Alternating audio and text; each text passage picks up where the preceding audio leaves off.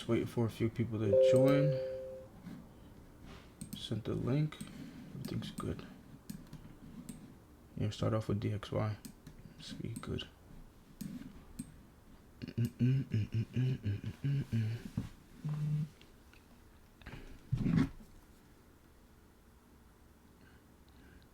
Nice. It's 8. Let's go. Let's get this show on the road. I'm not gonna waste any time. How's it going, guys? This is Forensic Forex, man, and this is Forex Fridays with Deontay. We're just gonna go through a few things. I hope everybody had a lovely week or trading week. Hope everyone's loved ones are well and safe. That's the most important thing. Overall, we're going to talk about the weekly range overview, as I always do. So if you are familiar with that, we always jump right into the weekly range opening price, and we talk about premium and discount. No problem, JT. And we're going to then talk about some scalping techniques that I like to use. We're going to talk about that UJ setup that we had talked about in the Telegram channel yesterday. And we'll go over that a little bit for people that might have been a little confused about how I went about that. And then we're going to talk about Asian session scalp ideas, or using the Asian session high or low as an opportunity to go long or short. So to begin this, the weekly open, as always, I tell people that the weekly open is very crucial to the weekly range. And why is that? Because it's the opening price to the market.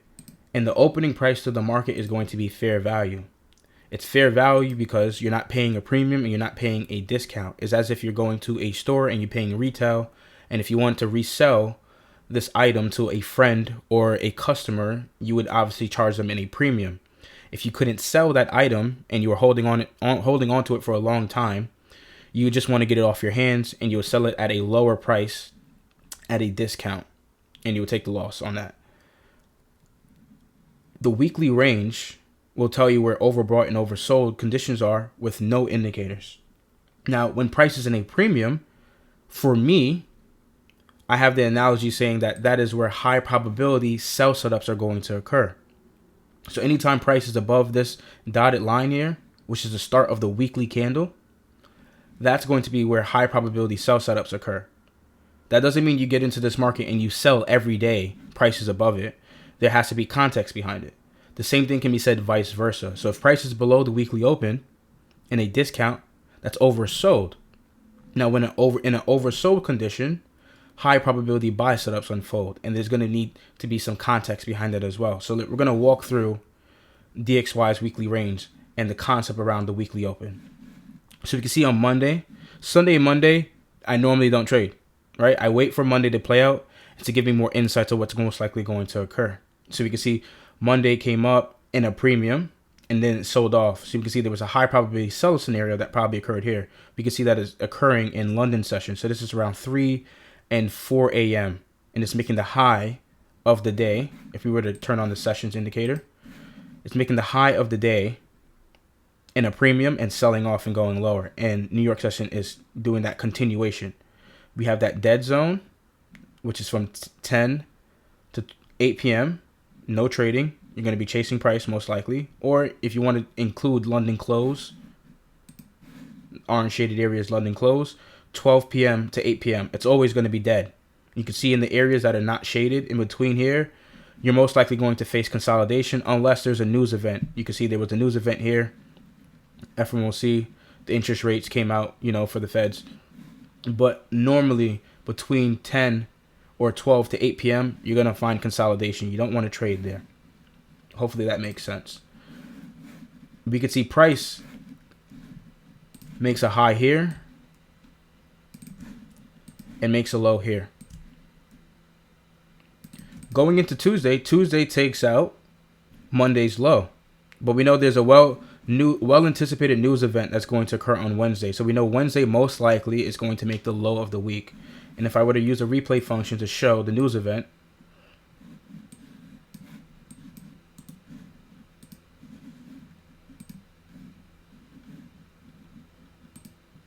if I could bring it back more. That's the DXY. I won't show it on the DXY. If it was on pound, you'll see. The news event was around, I think, 3 p.m. or 4 p.m. The news came out. This day was most likely going to make the low of the week because it was a highly anticipated news event. Everybody was waiting for the Fed's rate decision. Thursday, also, we had Bank of England interest rate decision as well. But the Fed's is a more pivotal or more influential decision on the markets because it holds the national or the world reserve currency, the greenback or DXY. So Wednesday most likely was going to make the low of the week. Tuesday takes out Monday's low. There could have been a buying opportunity here. As you can see, for hindsight, there was no buying opportunity. Price continued to distribute lower even after taking out the previous daily low here. So no buy setup here. But going into Wednesday, got the low here. We see price drops down, takes out Tuesday's low, correction. Now this is where most likely the low of the week was going to unfold. Do I know specifically if Wednesday is going to hold the low? No, but it's a high probability chance that either, if this market was going to be bullish, either Monday,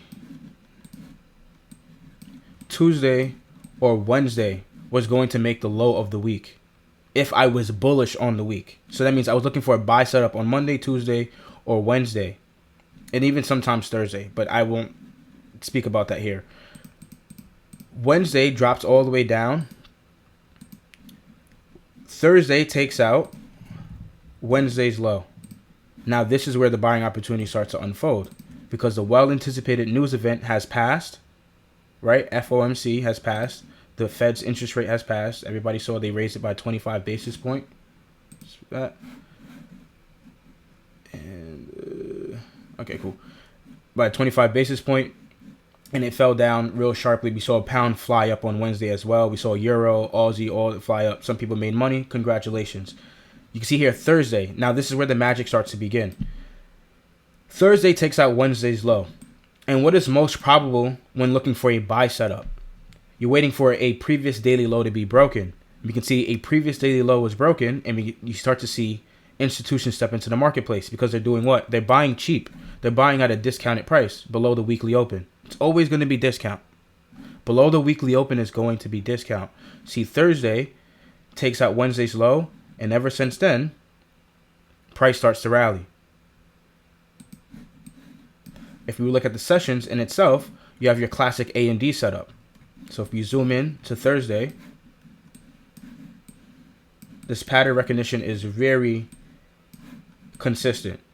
Accumulation normally, manipulation in London, and New York is probably going to give you an OTE, and then continuation to the upside after taking out the previous daily low. You can see how price takes out the low here, and then runs to the Asian session high above here. So there's liquidity above here and liquidity below here. Because Asian session's characteristics are what? Accumulation. And we can also see it's less than 45 pips. So it's ideal to trade the London session. When the Asian session is larger than 45 pips and less than 20 pips, avoid trading the London session. It's going to be unfruitful for you to trade the London session if the Asian session is too small or too large. You want it to be just right. It needs to be anywhere between 20 pips and 45 pips. That's my filter personally. And when I see it lands between that range, you can see this Asian session is 38.6 pips. So if we were to round it, let's say 39 pips, it would be ideal that I find a London session setup.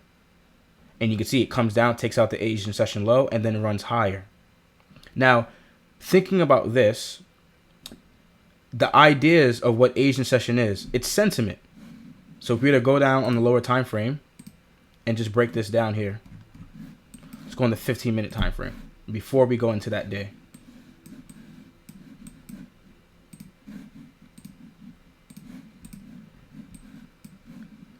This is your Asian session range. What's above this high here? Buy side liquidity. And what's below the low? Sell side liquidity. This is market sentiment. So they have retail traders probably trying to guess what tomorrow is going to happen. Is it going to break out tomorrow and continue going lower, or is it going to break out to the top side and go lower? We know that London session is going to be very manipulative on retail traders. It's going to try and convince traders on the wrong side. That's all this market does. It's going to try and induce everybody to the wrong side. They want you to think it's bullish. They want you to think it's bearish. But if we know London session's characteristics is manipulation, the whole market in itself is manipulation. But the fact that London session tends to have a pull on retail traders and their mindset and their psyche to get them on one side and say, yes, it's finally going to drop. Yes, it's finally going to rally. We know we need to wait. Now, if you know with the idea of it being below Sunday's opening price, so currently price is below the weekly open. So where are we? In a discount. If we take out the previous daily low, which is also a double low or double bottom with the Asian session low, you can see there's equal lows here. Retail likes to do what? Retail most likely is going to do what? They're going to try and buy that as support. And what happens when that occurs? Speed it up. It breaks it. And everybody thought that this was support. And what happens here in retail mindset? They're probably like, dang, it's actually breaking through it. This is now turning what? Support. Support, now resistance. Now they're thinking it's going to go short. That may not be the case. And we know that's primarily not the case all the time, especially when it's below Sunday's opening price. If we're in a discount, there's going to be a high probability buy scenario, especially after taking out the previous daily low. Liquidity has been taken from the previous daily low. Now that we liquidated buy side, what's left? I mean sell side, what's left? Buy side. That's what's left now. If the market is now going to go long, what can you do if you've missed the low buy or the cheap buy below midnight opening price? So this is midnight. That's 12 a.m. So there's other confluences. This acts as if Sunday's opening price. The same thing. Anything above this is premium. Anything below is discount. You see how the market, the algorithm brings it down into a discount. You want to find a buying opportunity here in the London session. Not outside the session, inside the session. If you miss this low buy, what do you have to do? If you have a theory that it's going to go higher now, what would you do? You need to buy on strength. Where would you buy the Asian session high? You would set a buy stop. So you're buying on strength. So if the market comes up here, you're going long at that price point there. People may ask, where would you put your stop loss, Deontay? I'm going to put it at the Asian session low. And if it's not the Asian session low, I'm going to put it at the London session low. Because if this is going to be the low of the day, if price gets all the way up here, price should not want to return back to the low of the day. Then I could seek for higher prices. What should I be aiming for? Inefficiency, clean highs, previous daily highs, those such things in nature. So you can see this inefficiency here. From here to here, there's a gap here. There's clean highs above here.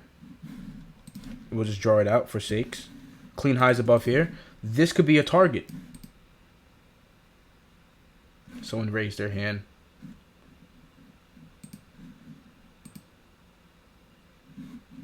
Maybe it might have been an accident. If you guys do have questions, I definitely will do the Q&A towards the end. For sure. All you have to do now is buy here. If you play it forward, you wait because you missed the low risk buy.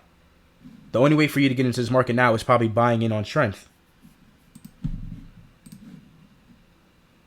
There you're long. As you can see, you were long here during the New York session. So it hits that, you're long. Now you're holding for higher prices at this point. But where's your stop loss? Either at the London session low or the Asian session low. That's how you would utilize the Asian session. And you would hold for higher prices. And you can see going into Friday, price runs up. Taking out what? The inefficiency in price here. You have price from here to here. Draw that out. And that's a reasonable amount of pips. You can sleep after that. You don't have to stress about chasing price now. It doesn't take too much to see that this setup was favorable because of the ideas and the ideology of Sunday's opening price. You're below at a discount. Price comes down, takes out the previous daily low. Now it's rallying back up. We have yet to get back to the weekly open. I would have preferred price to get back to the weekly open, getting back into a premium, but we didn't get there. Let's move on to GU. Or UCAD. We'll do UCAD and then GU. See, this is the weekly open, premium, and discount. Just looking at this market alone, don't worry about the price action of where the highs and lows are right now. But looking at the market as a whole at this week on the 1 hour chart, you can see where the buy sponsorship is occurring. Where is it occurring? Below Sunday's opening price.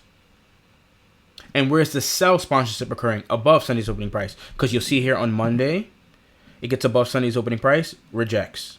Gets it back here on Tuesday, rejects. Gets back here on Wednesday, rejects. Gets here on Tuesday and rejects. And then it finally falls through with speed. And Friday, it goes back into a premium. So multiple times, you had a buy scenario. Let's break it down from Monday. Like I said, we don't trade Sundays and we don't trade Mondays. But we're using Monday high and low to probably figure out whether we're going to find a setup going into Tuesday. And what happens on Tuesday? Tuesday takes out Monday's low. And what happens exactly when it takes out the low? It rallies. It rallies. Because what's below this low here? Sell side liquidity. And where is it taking it out? In a discount. So you have odds in your favor. High probability buy scenario is going to occur somewhere along the lines here. And we can see it's occurring at 9 a.m. So this is right after the news embargo lift or CME open after 8:20, 8:30 a.m. And then price rallies. It runs free to the upside. And it looks like it was trying to get back to what? The previous daily high. Doesn't get there. Gets close to it, but doesn't get there. It leaves inefficiency in price on Tuesday. You can see how price trades down into it with speed. Draw it out here for you guys. Draw this out. Wednesday hits into it. You know, we had the well-anticipated news event on Wednesday. And I want to see if it's going to show you guys it here. There it is. So you can see Wednesday was the well-anticipated news event. You had the rate decision, right? They went with a 25 basis point. So the previous interest rate for the Feds was 4.75. Now it's at 5. So they're increasing their interest rate and increasing their yields. Price now trades into that inefficiency. And there's another range. What's occurring once again? Previous daily low. Previous daily high. Now code this in blue. Blue and blue. You're not trying to capture 100, 200, 300 pips. Because the weekly open or each daily range will at least have the availability for you to have the option to get 100 pips. But you're not going to get the whole pie. You want to take a slice out of the pie. You're trying to capture 20, 30, 40, and sometimes even 50 pips. Which is a harder target for some people. But generally, getting 10, 15, 20 pips every day is really feasible.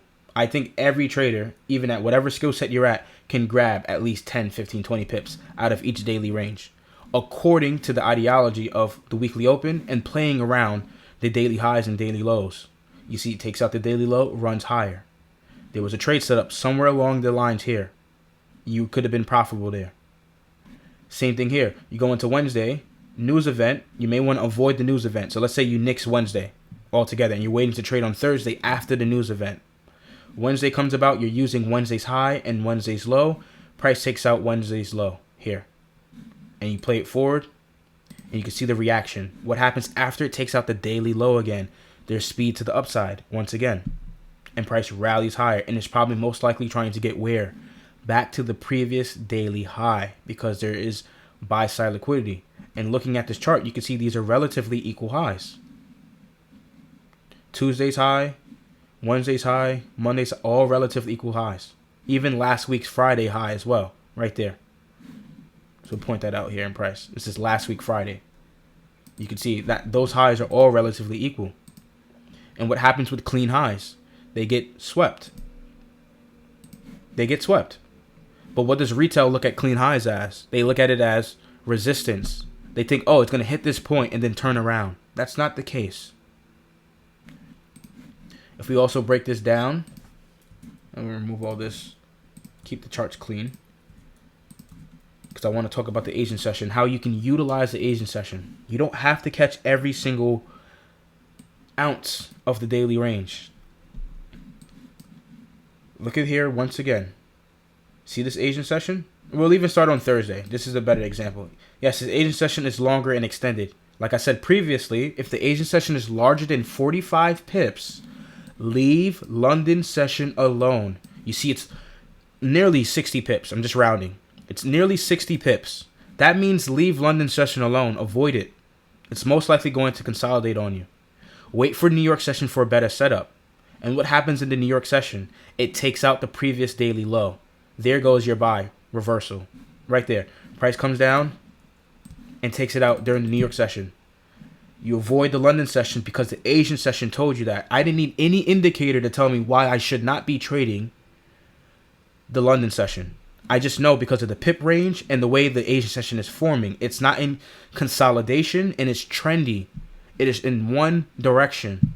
It's not moving back and forth like this. See, this one's less than 20 pips. It's very close. We see this 19.4 pips. Avoid the London session. It's small. London session is not going to give you a nice setup. Look at this one here. This one is larger than 20 pips. Look at the setup in London. Look at the difference in how London is moving on Thursday and Wednesday compared to Friday. Isn't that coincidence? Or is that just random? No, it's not random and it's not a coincidence because the market is coded. Asian session told you that London was going to be fruitful on Friday. Asian session here told you that London session was going to be unfruitful for Thursday. Asian session here told you that Wednesday London session was going to be unfruitful. So you have insights already. 2020 vision on what you should be looking for. This already told you that you're going to run into consolidation most likely during London. Or you're going to run into a trendy London session. So London session could have just kept trending like this and not give you that clean manipulation that you're looking for and then run higher. Or it could have just trended all the way down like that. Or like as you can see it's doing, it's just consolidating. This is all based off me just looking at the Asian session. I know already. Don't trade this. I'm done. Wait for the New York session. Wait for the New York session. This gave me the green light to tell me yes, clean setup. And you can see what setup is this. What pattern is this? AMD. Accumulation, manipulation, distribution. And yes, you get that London close reversal here because we're above Sunday's opening price. So it's a high probability reversal because we're in a premium. London close tends to be the reversal of the daily trend. All these sessions have characteristics. All these time sessions do not have random price action. It's methodical. It has to do something during the session. And they all have their own personality and they have their own characteristics. ICT has already exposed the trading community to what those characteristics are. Going back to the Asian session tip. The fact that we're below, I want to get this insight here. The fact that we're below Sunday's opening price here, and we see that it takes out the Asian session low, all we have to do is wait for price to get back to the Asian session high and place a buy stop here and hold for higher prices. What are we going to be holding for? We're probably going to be holding for the break of a previous daily high or an old high or some type of inefficiency. And as you can see, if you would have brought at the Asian session high and placed a stop loss at the Asian session low, it would have been a lot heftier here because you can see the Asian session is 58 pips, nearly 60 pips. But you can see you would have been able to scalp out a couple profit to the upside because we know price is not going to come back down here. It's going to be protected. They're buying cheap at a discount. You want to buy cheap always. You don't ever buy in a premium. It doesn't make sense. What business owner ever wants to buy their material at a higher expense? They want to cut costs. You want to buy cheap. If I'm a business owner and I want to buy materials to make sneakers, I want to make sure that the material is cheap. I want to keep my margins low. That's what's happening in these markets as well. It's all transactional. It's all business. And you guys will see this as I go on. After this, we're going to talk about something that I really want to talk about. It's all business. Keep that in mind. The markets are all business and just transactions. That's all it is. Same thing here. Accumulation, manipulation, distribution. Takes out the Asian session low. What do you have to do here if you miss this low? Put a buy stop at the Asian session high and hold for 10, 15, 20 pips. You don't have to make it too hard. You can hold till New York session. That could be a rule of yours. Maybe I hold till New York session. Maybe I hold till London close. Or maybe I hold till 2 standard deviations of the Asian session.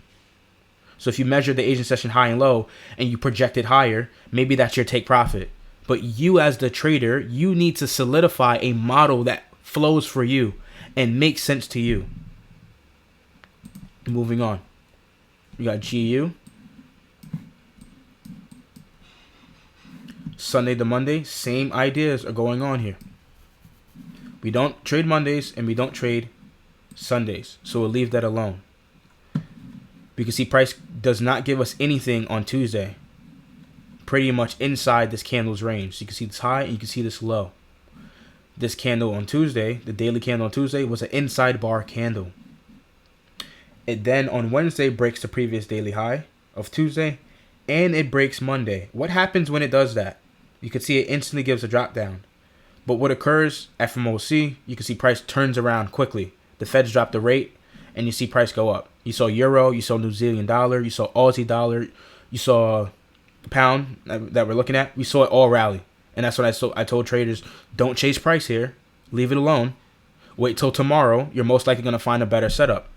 And what happens tomorrow? You find a way better setup than trying to trade this. You're trying to guess, because everyone tries to guess, oh, when the news drops. Don't worry about the news. The news is the excuse for them to move the price action. The central bank traders don't care. The algorithm does not care about the news. It's worrying about where it's not and where it has already been. Price comes up on Thursday, takes out what? Wednesday's high. We're in a premium. The commercials like to do what? Sell after taking a high. That's their most favorite thing to do. The commercial speculators, the people that control the price action, the algorithm, the central banks, they're going to pull price above the previous daily high and make it look like a breakout. Everybody thinks, oh wow, got above the Wednesday's high. It's now time for a breakout. No, that's not what's going to occur. We know we're in a premium, so there's a sell scenario that most likely will be probable. That probable sell scenario is breaking the previous daily high. And when does this high being broken occur? It happens during the London session. The London session does not give much. It is really consolidative because we can tell the Asian session is already larger than 45 pips. It just barely made the cutoff. It's 47. You round this to 50, but it's still beyond the mean. So if you're a strict and disciplined trader, if you saw this larger than 45 pips, leave the London session alone and wait for the New York session. No indicators needed to tell me that. You can see it's choppy. It's not giving me a clean setup, and London session is running away the whole time. Go on the lower time frame just to view it. Look at Thursday's London session. That is choppy. Compared to UCAD, look at this. This is not choppy. This is a trending market. This market had moved with speed. Yes, it was choppy at first. It's convincing people, right? It's getting people to think it's going to go short below the Asian session low, breakout. What happens after that? It runs up. But because it's less than 45 pips and it's greater than 20 pips, it's ideal to trade. If you go back to GU, you can see it was not ideal to trade because it's larger than 45 pips. That's my filter personally. It's consolidating. It's not moving with that Judas swing that I would like to see, running up really high and then dropping down and killing everybody's sell stops. Anybody that has a protective sell stop is going to get knocked out of the market. It's not doing that here. You see the New York session does what? Opens up, runs up, goes right back to the previous daily high again, once more, and then it drops lower. All of these sessions and all these ideologies have confluences. I try to tell people this all the time. Asian session has an opening price. London session has an opening price. New York session has an opening price. The daily candle has an opening price. The weekly candle has an opening price. The yearly candle, the monthly candle, they all have an opening price. Let's just take a look at Thursday's opening price here. The opening price that we all know, classic by ICT, is 7 a.m. Now, if we're using that same ideology of premium versus discount around the opening price, what do we see occurring here? Price is above. Put this here.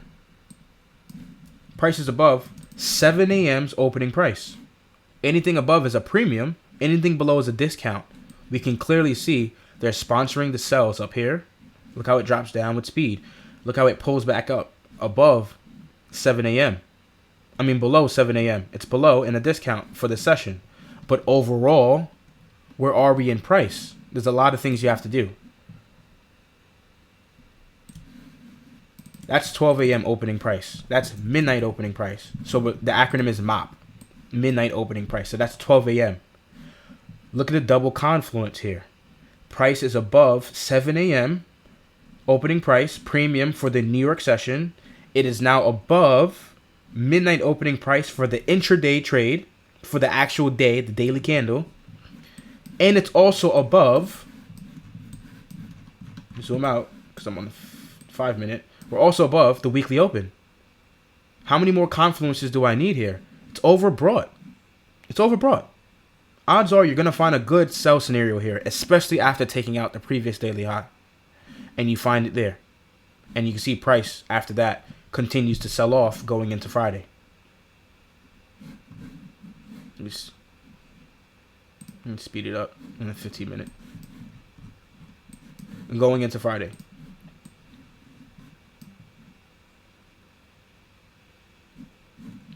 Look at the AMD setup again, once again.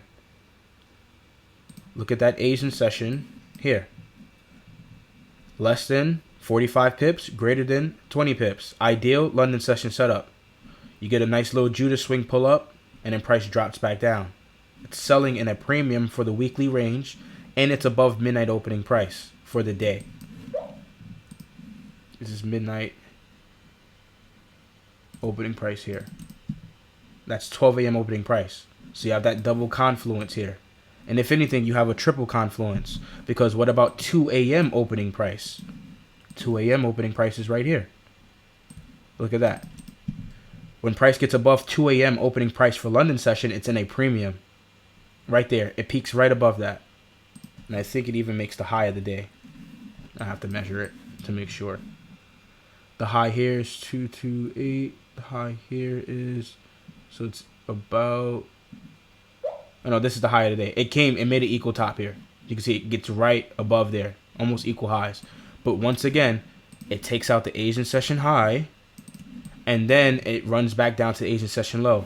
What do you have to do here if you want to catch this opportunity? If you have that in mind that it's going to go short because of the ideology being overbought, and you saw that it already took out the Asian session high. So let's say you're here in price and you saw this. You saw that. What do you have to do to yourself? All you have to do is probably the lazy trader approach, sell short here on a sell stop. Sell stop right there. Go short. What are you aiming for? Previous daily lows. That's what you're aiming for. What's this? Previous daily low here. This Wednesday's low. You can even do it for Thursday's low. So that's going back to the Asian session low technically, from looking at it from a 1 hour perspective. And you play price short. What happens? It goes and takes out Wednesday's low. Doesn't take a rocket scientist to utilize the Asian session and scalp out some pips like that. So now I want to bring you guys to this thing called COLS settlement. And I just want you guys to take the time to listen to what's occurring here. I don't own any rights to this video. This is their YouTube channel here, COLS group. Just showing it to you guys to utilize and to show you what is actually happening in the market. So take your time. It's a 2-minute video. Hopefully you guys understand it. And I'm going to turn the volume up. Make sure everybody can hear that. I'm going to press play. Every day, trillions of dollars of payment instructions are submitted to CLS settlement. But how does it work on a global scale, securely, time and time again? Let's take 2 of CLS's members and call them A and B.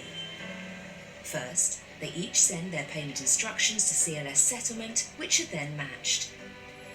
A and B aren't the only 2 institutions trading today though, and payment instructions are continuously received and matched 24 hours a day.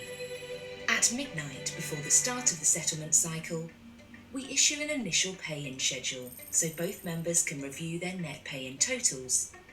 A and B's funding requirements are multilaterally netted down by approximately 96%, and for some members, further still, using our additional liquidity tool, in-out swaps. At 6:30 a.m, we issue a revised pay-in schedule that specifies the minimum amount that must be paid in by set times. Spreading the pay-ins over a number of hours minimises the draw on liquidity. At 7 a.m, each member begins paying the required currency amount, either directly or through a Nostro agent, in which they hold foreign currency at other banks.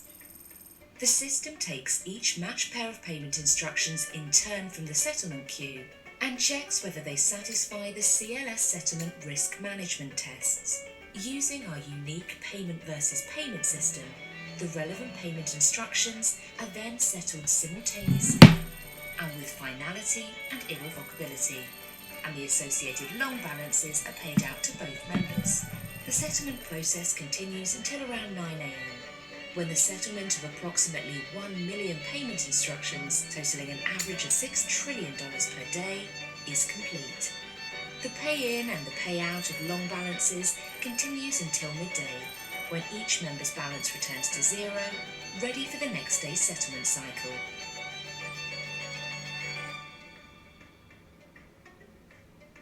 CLS settlement reduces risk, improves efficiency, and increases liquidity.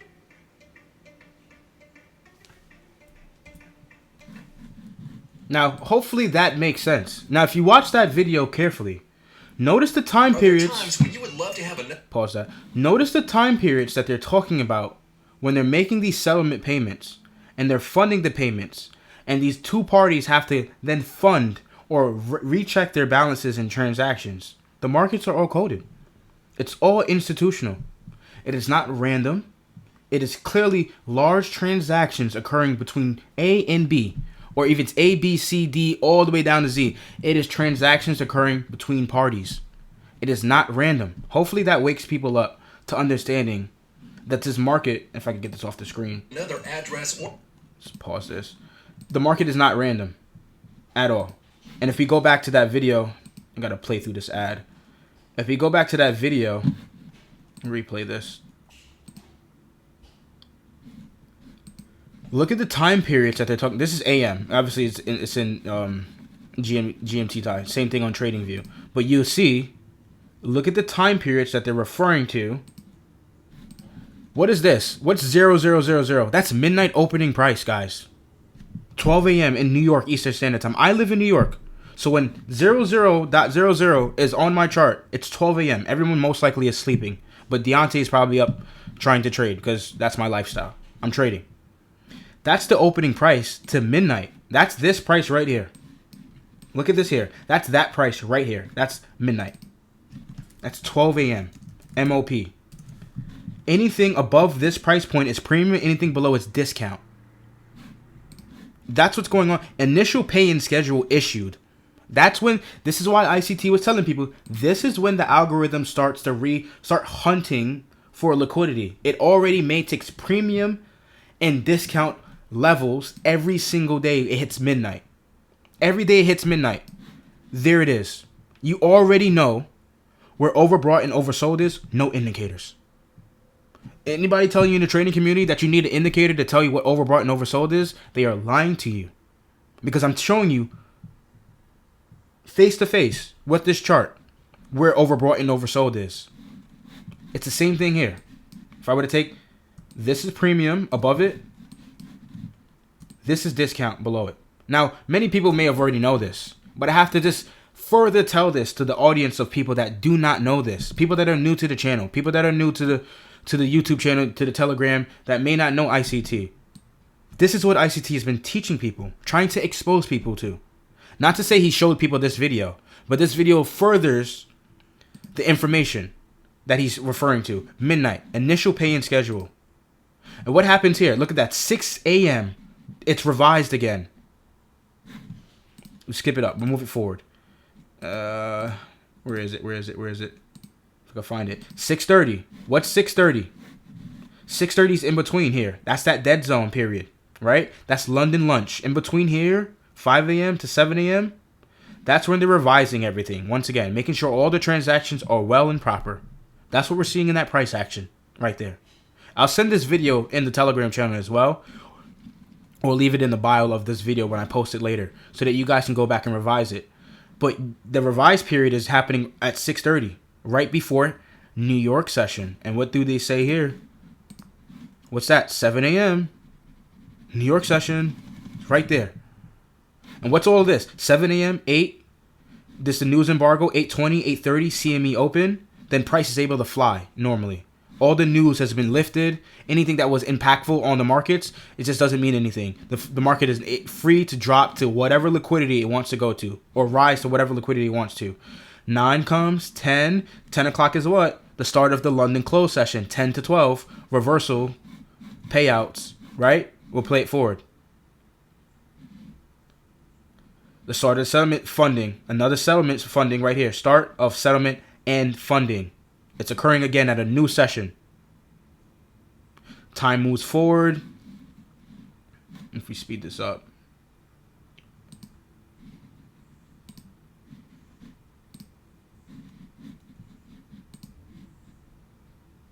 Thank you for bearing with me, guys. Appreciate it.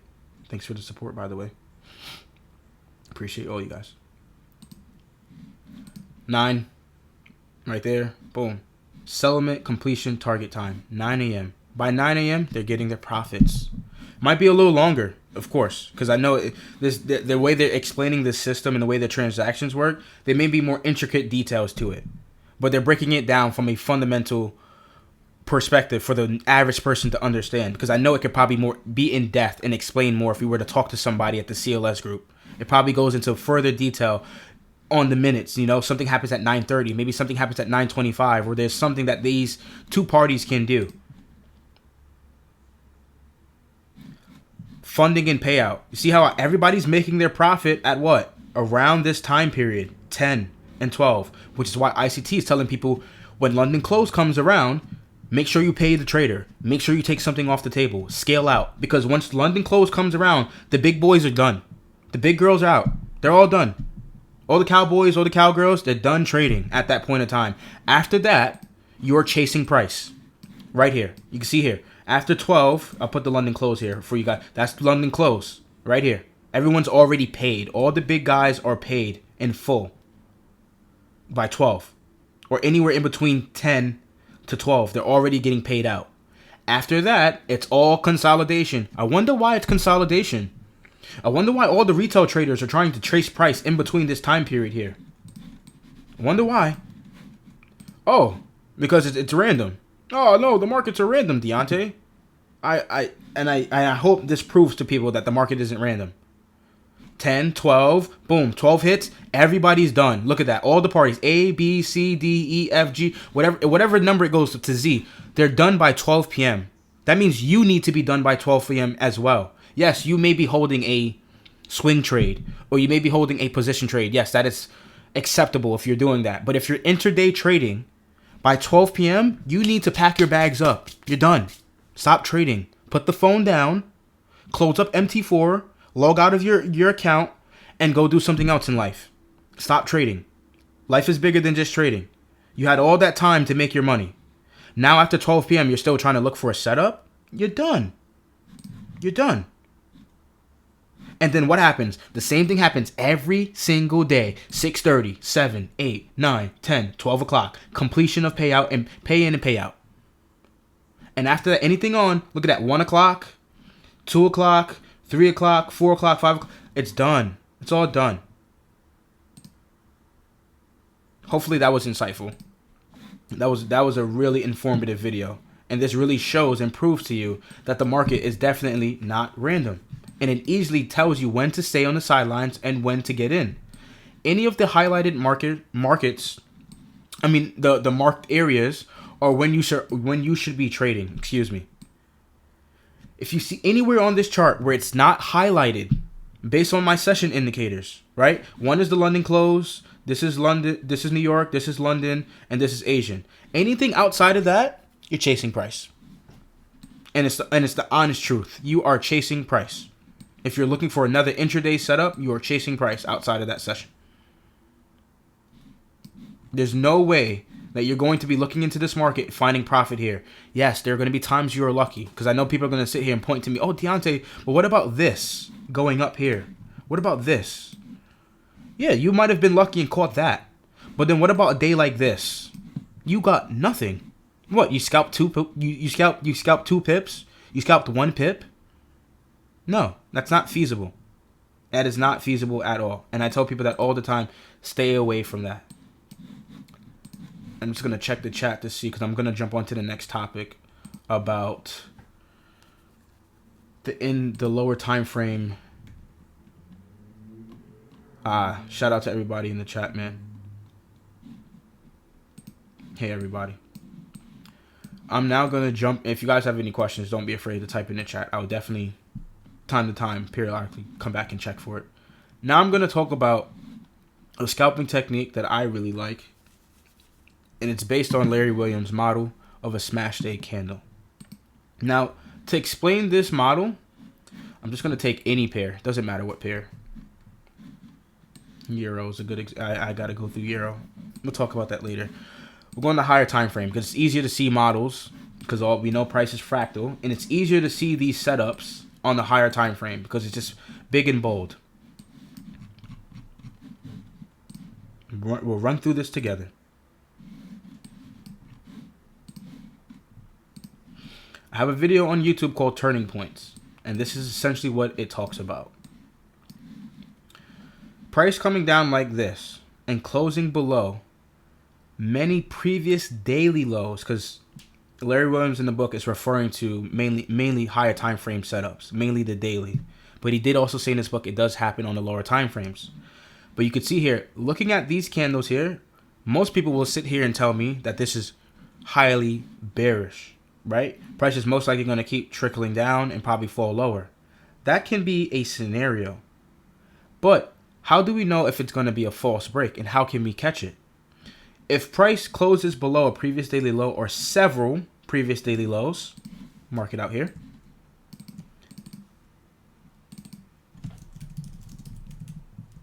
Let's say it closed below 3 to 8 previous daily lows as a filter.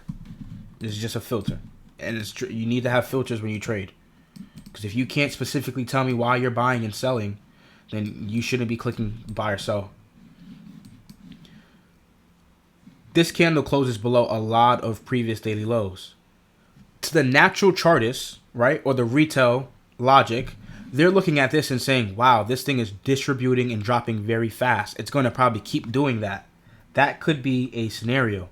However, it can also be a false breakout. This could be a false break. How could we catch a false break? Well, Larry Williams says, if you find a candle that closes below previous candles' lows, you look at the high. Your eye and your attention goes right to this candle's high. This is where you're going to buy. Buy here. You're going to buy here on a buy stop. Put this on the right side. You're going to buy right there on a buy stop, and you're most likely going to have a hefty stop loss because you're trading on the daily time frame. So you can either have a stop loss at the exact daily low, or you can have a stop loss that's anchored by certain pips, maybe 50 pips below this daily low, 100 pips, whatever the case may be. And then you do your R to R, your reward to risk ratio, and you hold for higher profits. If I was looking at the market, I would say, okay, this is a swing high here. The market's like chasing swing high. So this, what? Buy side liquidity up here. Yes, I know it's hindsight, but hindsight exposes us to these experiences so that we can further predict these in the future. You have to use hindsight. If anybody's telling you they're not using hindsight to backtest, they're clearly lying to you. Price comes down, price comes back up into that candle's high. Smashes through. This is why Larry Williams calls it a smash day candle. Why is this a smash day candle? Because all the retail traders think this is probably going short tomorrow.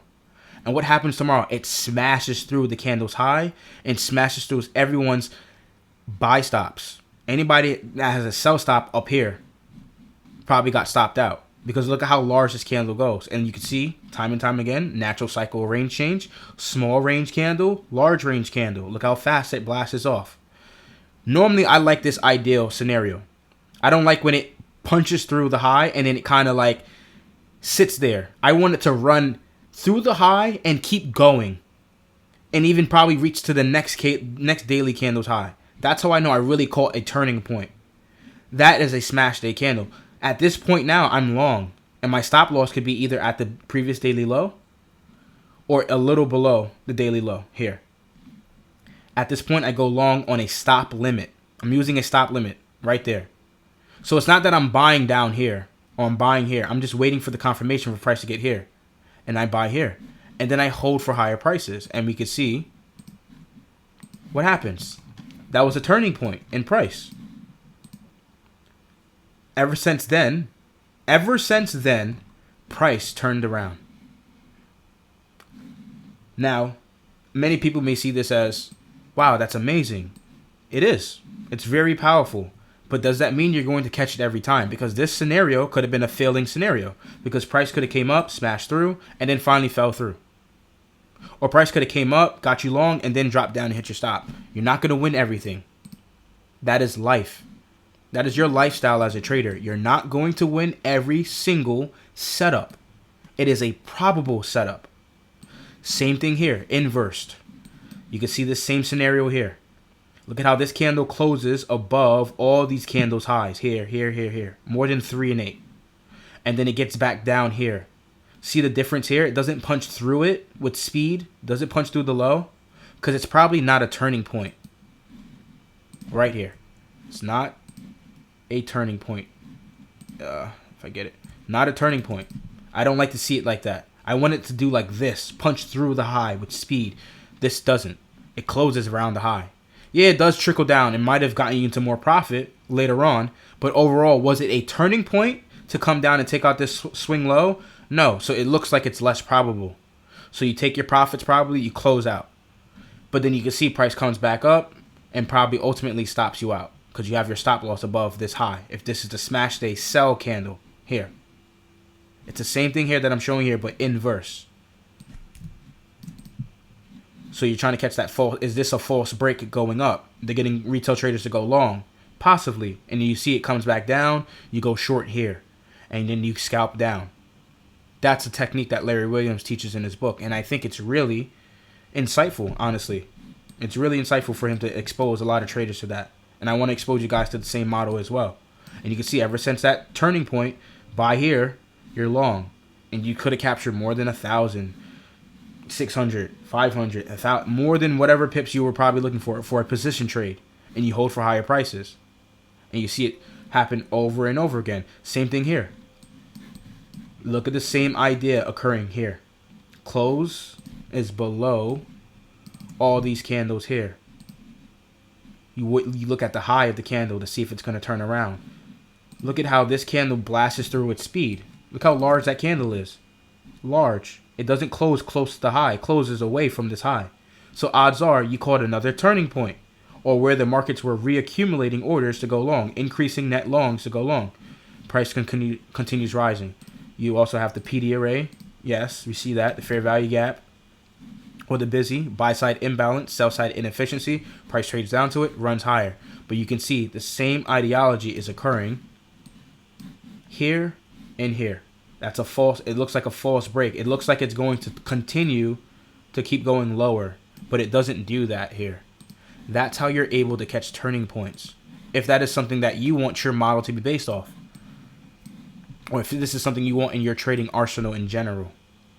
Now when it comes to the lower time frame, I'm just going to show it on the lower time frame now. It's the weekly range. Yeah, so we're going to X this off. And we're going to look for lower time frame candles where this is showing itself. So let's drop down. Let's say we're going to do it on the 5 minute. Let's say I'll filter using the 5 minute to find these candles.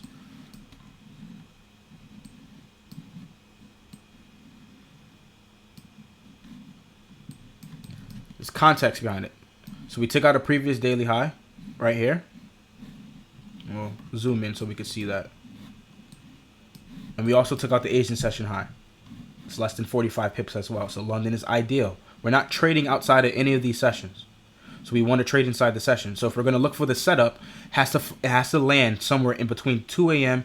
to 5 a.m. And I know some people include the extra hour, 1 a.m. to 5 a.m. to incorporate and get around the daylight savings. If that's what you want to do, you can do that. I personally stick to 2 a.m. I know ICT will tell people he includes the 1 a.m. so that he can encapsulate more of that range because of daylight savings. I'm still sticking to 2 a.m. European Open. 2 a.m. is European Open. That's why I'm picking 2 a.m. Where's the replay function? Oh, it's up here. Here. What does this candle look like? The same thing that I showed you guys. Let me take the sessions off. What does this candle look like? A false break, right? And where is it occurring? It's a potential false break. Where is it occurring? London session. It's occurring in the London session. And we know the London session likes to do what? Make the high of the day when bearish. Where are we in price, in confluence to this? Go down to the 15 minute so we can see it. We're above the weekly open. So anything above the weekly open is what? Premium. Correct. So high probability sell scenarios unfold above here. Where are we in retrospect to midnight opening price? See, the confluences add up. You can't just go into this market looking for anything random.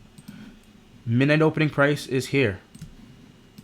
I'll make this a dashed line too, so we're not confusing nobody.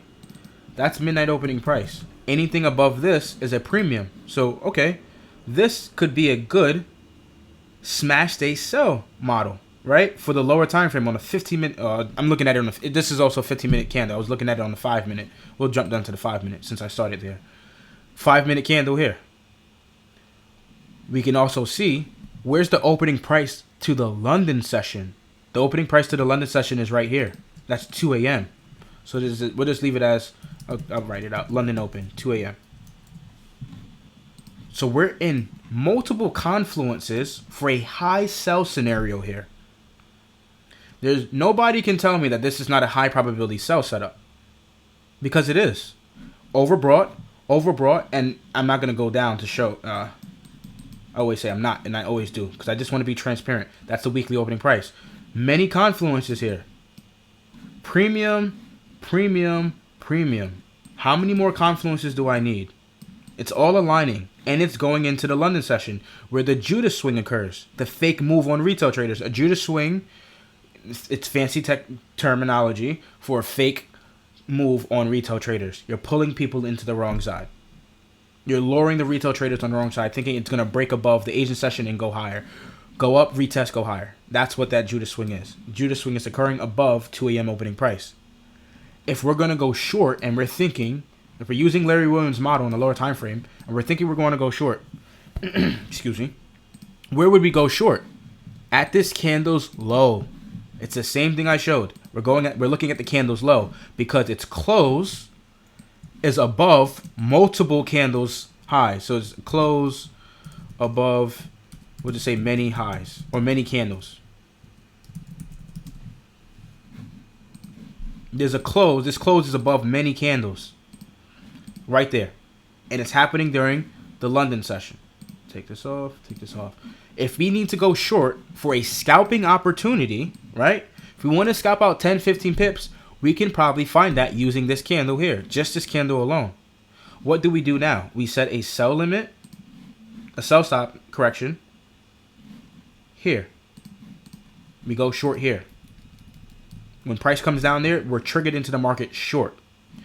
Then we pull a stop loss probably, most likely, above the candle's high. We don't want to see price get above this high. So we can do a number. Let's say we do 10 pips. That's about 10. We'll do 10 pips above the high. And then what am I going to look for? I'm probably going to look for a better risk to reward ratio. What am I going to look for? Metrics. What metrics am I looking for? Probably the Asian session low. The Asian session low. Because if it's going to go short and it took the Asian session high, most likely it's going to come short here. So I'm ahead of retail traders already. I'm ahead of the game. I'm ahead of the curve with all the ideologies and concepts blending together here. What do I do now? I find a good risk to reward ratio. I look for an exit for my trade. And there's even clean low. There's so many exits or areas I could be looking for, right? Look at this. What's this? Inefficiency. Right down here, right? I can even look for this too. And what am I going to do? I'm going to try and aim to grab at least 10, 20, 30 pips out of this daily range using this idea. And what occurs? We go short. We're waiting. We're in short now.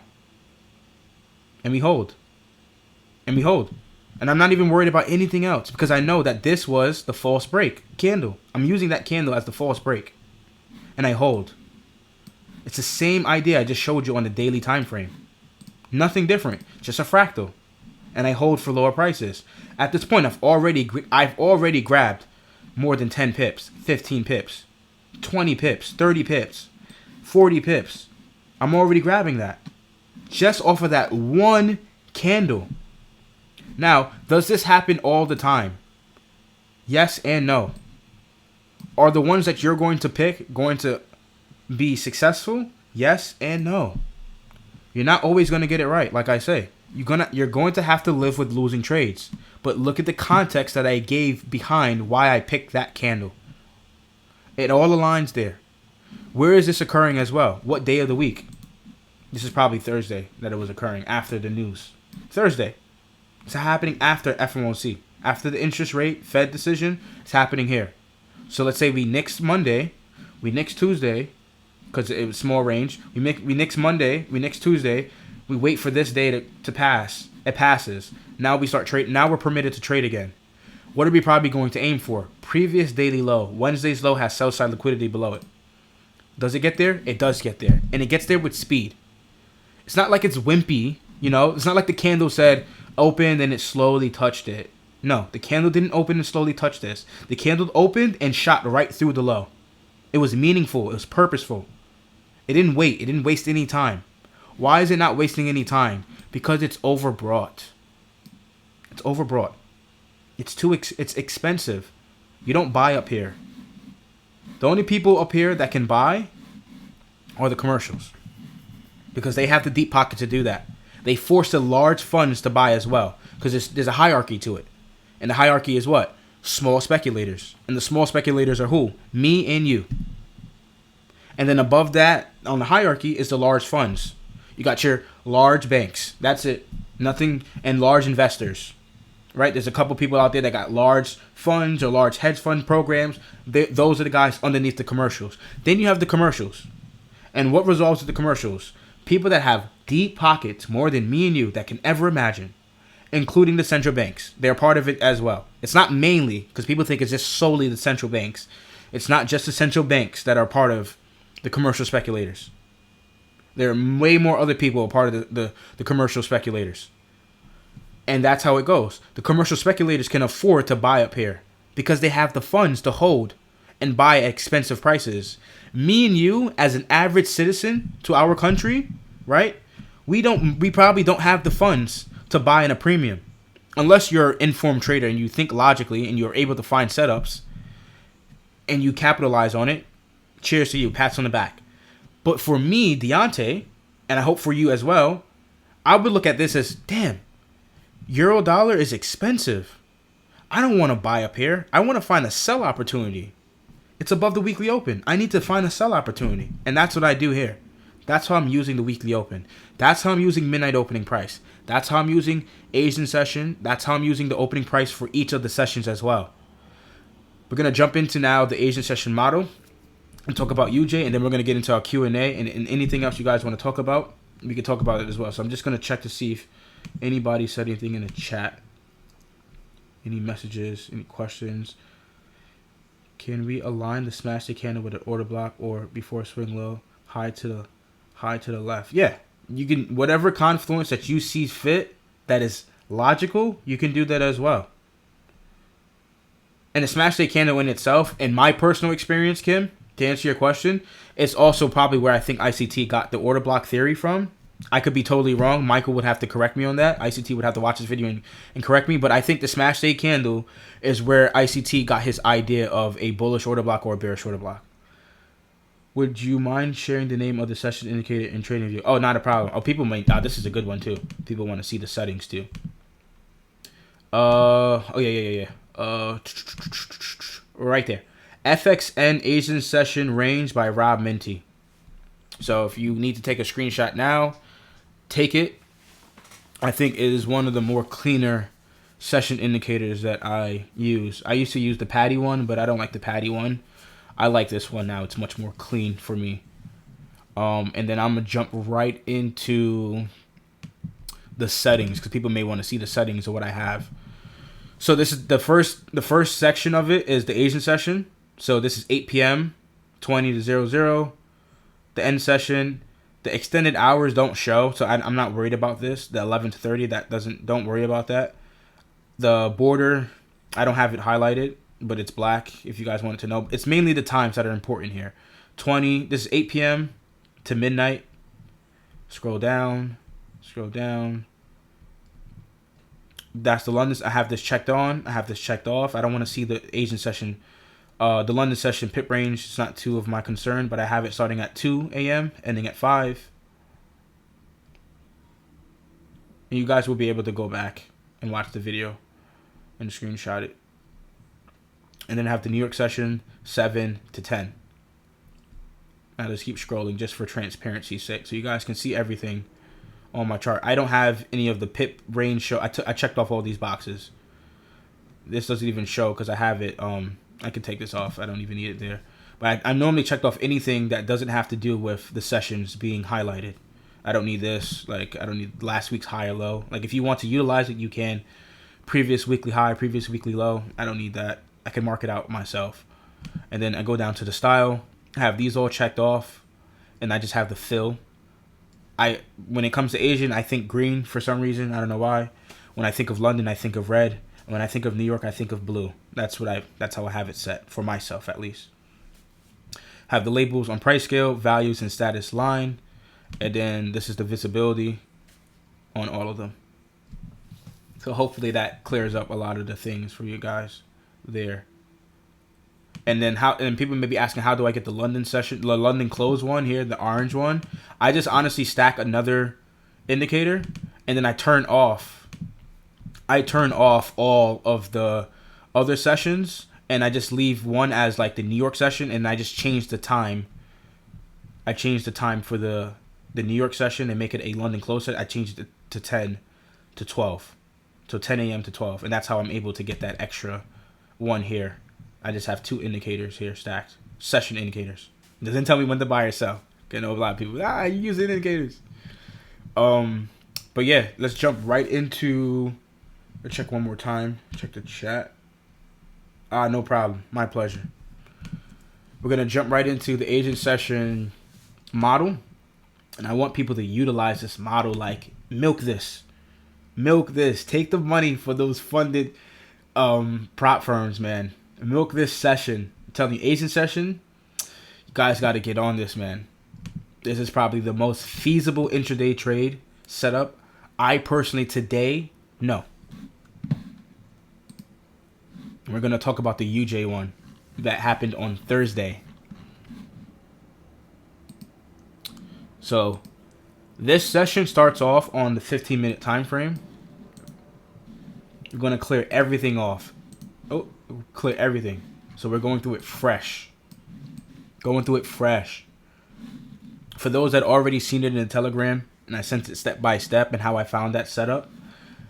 For those that missed it, this is just a recap and a refresher. So we're going to go back to 8 p.m. right before 8 p.m. because I'm doing this right inside bar. No, did I delete the session indicator off of this one? Dang, I'm gonna have to adjust it again. I'm gonna have to go through the whole thing of adjusting it. So this is how I do it so that people want to know. So I leave the Asian session itself. I take off one of these sessions. So I could take this off because I don't need this. Take this off. I don't need this. I take off one of these. Doesn't matter. I take off the London, leave the New York one on, and then I'll just go down to the New York session and make this now. I'm changing the New York session to now the New York lunch session. So I'm making it 12 to 8. And it should adjust. There we go. And I'm going to change the color. I'll change it to like, I don't even know what I had it last time. I'll change it to red. To show, don't trade here. You know, high alert, leave this session alone. You don't want to trade here. So, this also is going to show you the theory of why 12 p.m. to 8 p.m. is a dead zone. Just looking at this, I know many people, you show this all the time. It's key. And it's bread and butter. It's easy to see this. Look at all the highlighted red areas. What phase of the market does that look like? Most likely. Most of them on average looks like what? Consolidation. I could keep scrolling. I'm on a 15-minute time frame, so I'm not sure how far I can go. But most of that time period between 12 and 8 p.m. is what? Consolidation. And it goes back to what? Goes back to this right here. See that? 12 p.m. The payouts are done. The big boys are done trading. They're done trading. They've already told you that. They're already getting paid out. Go back to here. So I know that this is a dead zone. At this point, at 12 p.m., I'm out of the market. So this is how I like to do it every day. So if you guys wanted insights on how I do it. Like if you were trading it by yourself or you're doing it right alongside with me, this is how I would do it. Boom. I got that. I'm set. So I don't need the session indicator anymore. It just helps me see things better. You know, it's a visual thing. I'm looking for all the unbroken swing highs and swing lows. So the fractal highs or the fractal lows, whatever you want to call them. And then we're going to also mark out midnight. And we're going to type at the top here. What is this? This is a dead zone. No trading is allowed. No trading allowed. This is 12 to 8 p.m. Dead zone. And what do we call this zone? The New York lunch. Because we're referring to as the New York lunch because the New York session has already passed and all those traders went on lunch. They went on their break or they're off from work. That's why we're calling it the New York lunch. Yes, we know that these sessions do extend further into the session, but the prime bang for your buck is the ICT kill zones. The sessions do extend longer. The Asian session is longer than midnight. The New York session is longer than 10 a.m. close. The London session is longer than 5 a.m. close. But we know the kill zones, when they're operating, their time of getting these transactions are very specific. So we're not trading here, dead zone. Here, we know we're permitted to trade it. So go trading allowed. And this is theoretically a live zone, right? It's opposite. And we're going from now 8 p.m. to 12 a.m. And this is the Asian session. Or Asian Open. Once I have this set up, I'm looking for my fractal swing highs and fractal swing lows. It's the high. Make it red. You can see these are all relatively highs as well. I don't have to mark out every single one because I know there's one here that's a swing high that's unbroken. I don't have to. I can mark them all out, but I don't. It's a waste of time because it's equal highs. I'll just take the one that's higher and closest to it. Then I'm gonna find my fractal swing lows.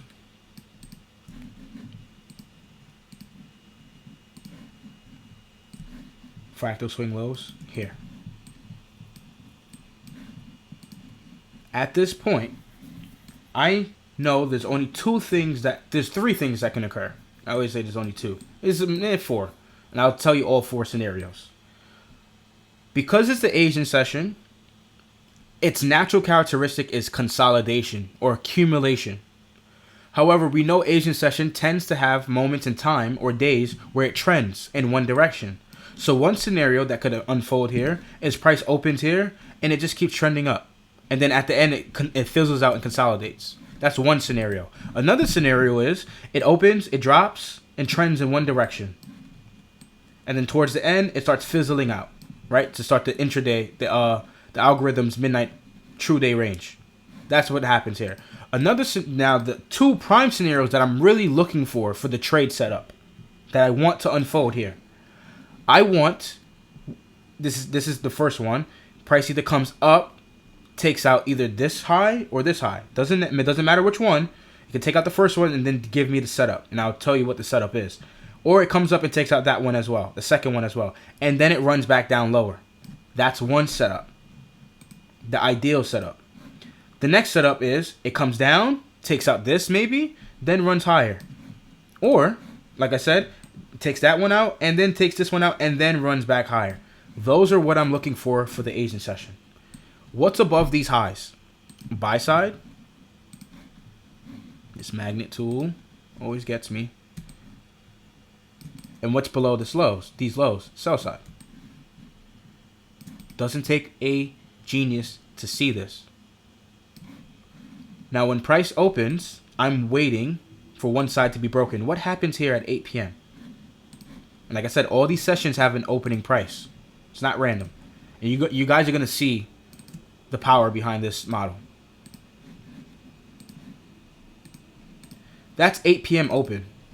So we already know that the opening price is important. The opening price of this session is important because anything above it is what? Premium. Anything below it is discount. High probability buy scenarios, high probability sell scenarios, high probability buy scenarios. So this is overbought and this is oversold. I want to sell in overbought conditions. I want to buy in oversold conditions. It's cheaper to buy down here. And it's more expensive to sell up here. I'd rather sell at a higher price, and I'd rather buy at a cheaper price. It's the same thing with stocks as well. All those people on Wall Street or all whatever financial institutions that you guys follow and listen to, it's the same common practice. Nothing changed here because we're trading. Just because we're trading FX, that logic does not go out the window. It's the same thing. You buy low and you sell high. That's what I'm doing here in simple terms. If I had to explain this to a child, or I had to explain this to my future kids or my future grandkids, that's what I would tell them. I am buying low and I'm selling high. Point blank period. What happens here? Price breaks that high. And normally what I do, I set an alert here before 8 p.m. open. I set an alert on these highs and these lows so that I know when it breaks, okay, now it's time to check because the setup is going to unfold. So you can see here, it breaks. I'll delete the line so you guys can see it. It breaks that high. At that point, I am now scaling down, me personally, to the one minute time frame.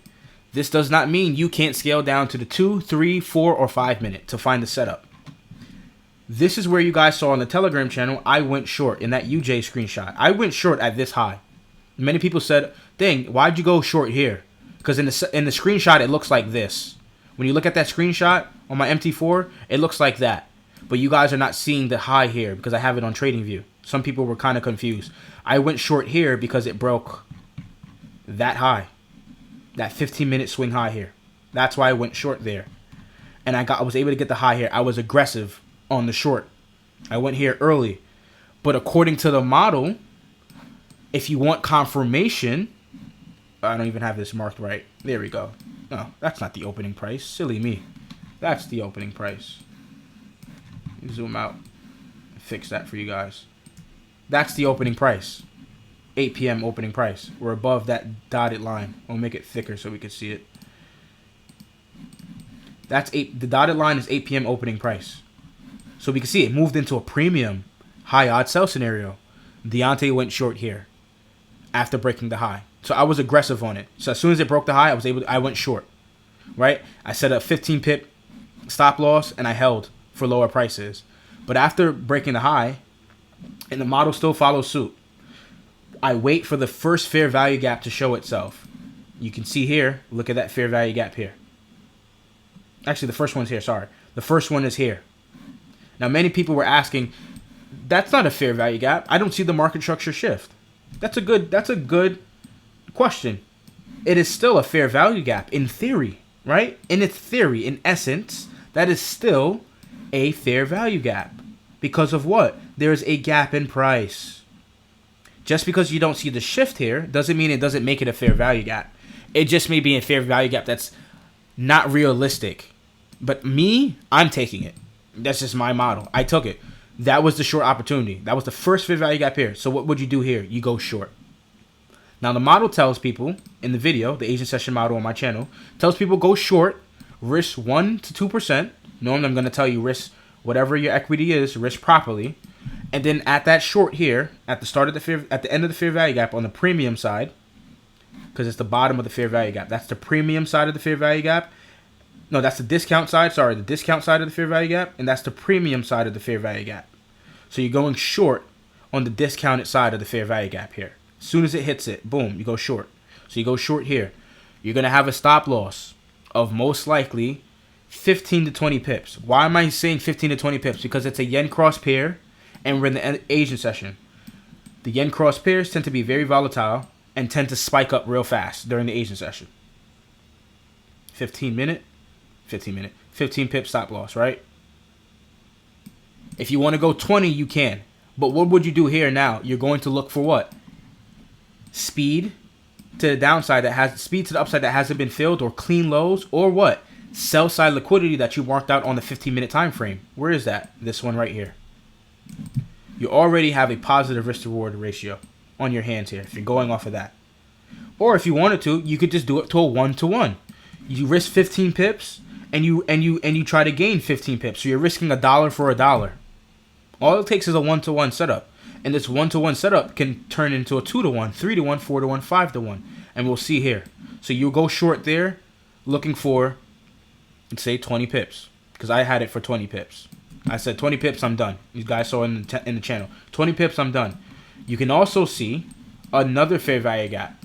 That's more probable. That's occurring right here. Now, this is what somebody was referring to. And we'll just hide this now that we see the short setup.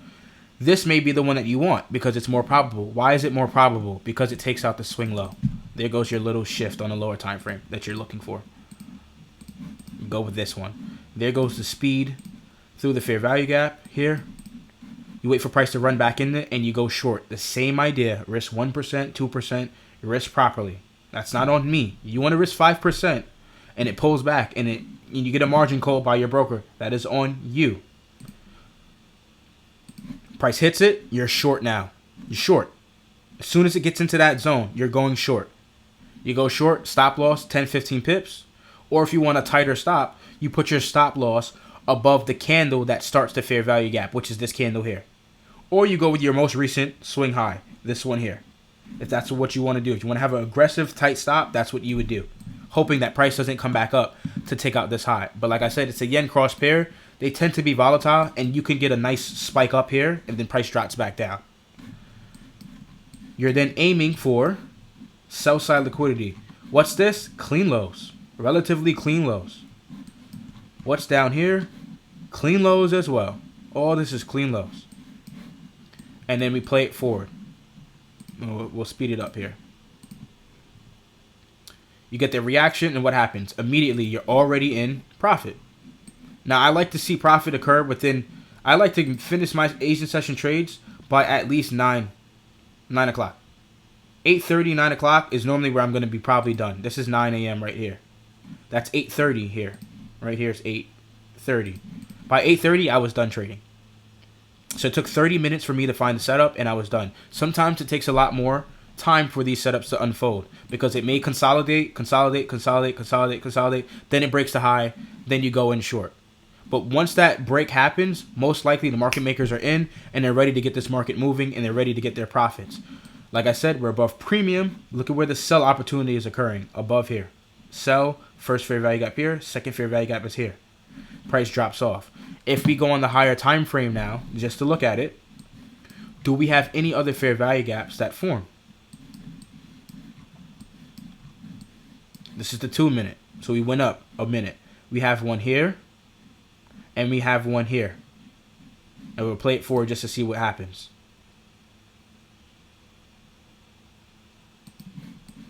Price keeps trading lower. After trading into what? That fair value gap here. Now, you may not get this one here. But you may take this one here as well. And it trades all the way down. And we'll pause it. To what level? That 15-minute swing low that we started off marking off before the Asian session even begun.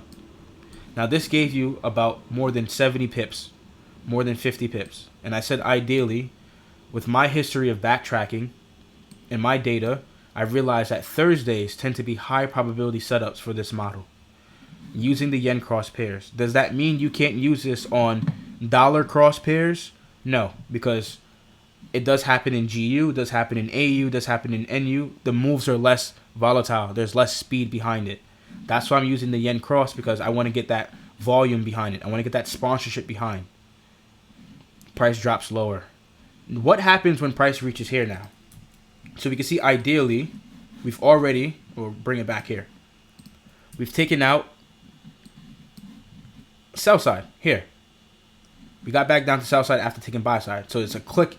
That's one of the scenarios I told you guys. Up, down. So we got that. It played out well. Congratulations. Now let's take it a step further. What is happening here once it takes out that low here? It's liquidating sell stops. Now, could this be a reason for you to find a long setup? Yeah, it can be. If you want to hunt for that setup. Now, what would you have to do to wait for this setup? You have to wait for a fair value gap. Right? Here we had one here because the price trades down. You get that first one here. So it would have been what? A losing trade right here. This one would have lost. You would have made a losing trade here after taking out that one. Losing trade. Comes down, continues trending lower, and you wait for another fair value gap. We'll see. Pause. What's that? Right there. After taking out that 15-minute swing low. What's that right here in price? A fair value gap again. Now, I know many people may say, I see other PD arrays. That is great, because our eyes may see the market differently. Price can do what? Trade into this, and now you can go long off of that, looking for probably 10, 20, 30, 40 pips, possibly. You're not looking to catch home runs. You see how price trades into it? Look at the bodies respecting that fair value gap. Yes, it wicks below. We know price cuts through candles. But ever since that fair value gap, look at where price goes. Right back into that old low. Not random. And ever since that, let's say, hypothetically, you were able to catch this setup here. You had a maximum potential of getting more than 40 pips off of that setup. Didn't take me too much brain power to figure this out. Because I know the Asian session is most likely going to consolidate. It's going to play in the range. And this is most likely the Asian session low.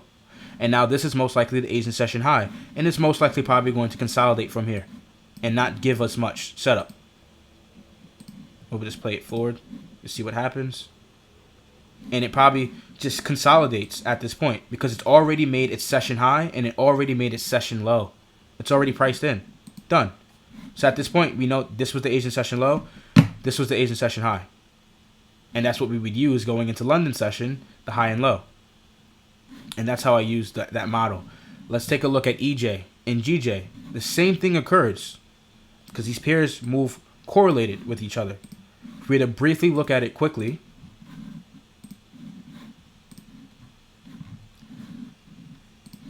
Right. We'll go here. So I can see already it didn't break a fractal high or a fractal low. But it did. Oh, it did. Ah, it did. It definitely did. 8 p.m. right there. It's that's 7:45. I want to do. I don't want to use this. Okay. So you have this high here.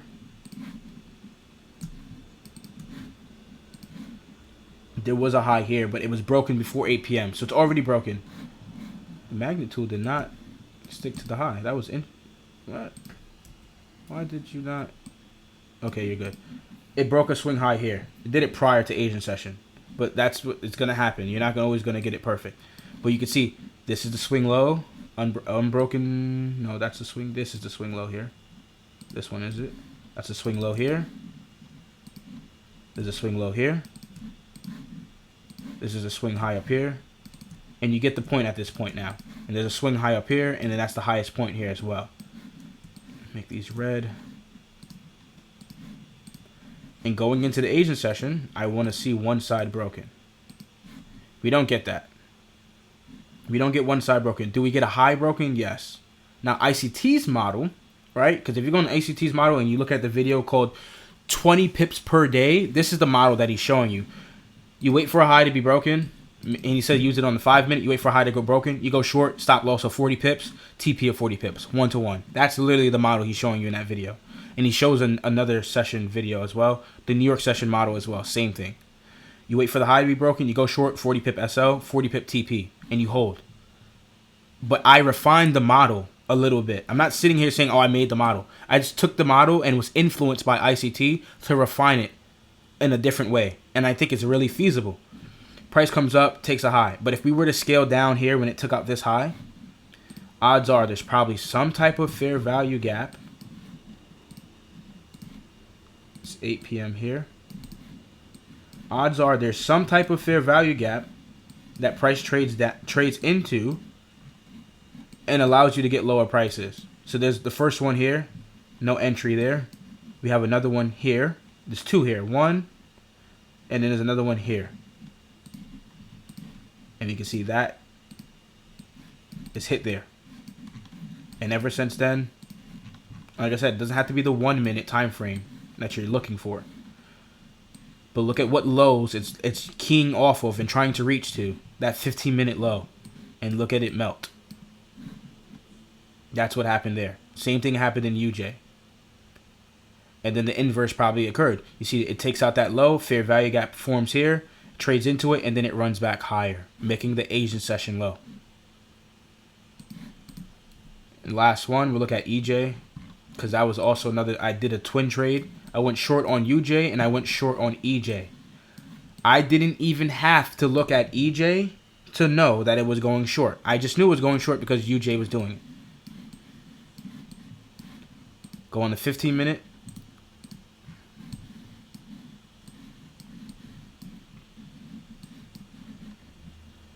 Doesn't take out... I could see it doesn't take out a 15-minute swing high. But it takes out a candle's high. Right, takes out this candle's high. It opens here, runs up into a premium, and sells off. Doesn't give anybody another opportunity to go short at a higher price. Now you have to sell at a discount. They're forcing traders to sell at a discount. That's what they're doing here. Price comes up, breaks that high, and then starts going short. We'll just mark out that high that we have there, and we're just going to scale down to the 1 minute to see what occurs around that high.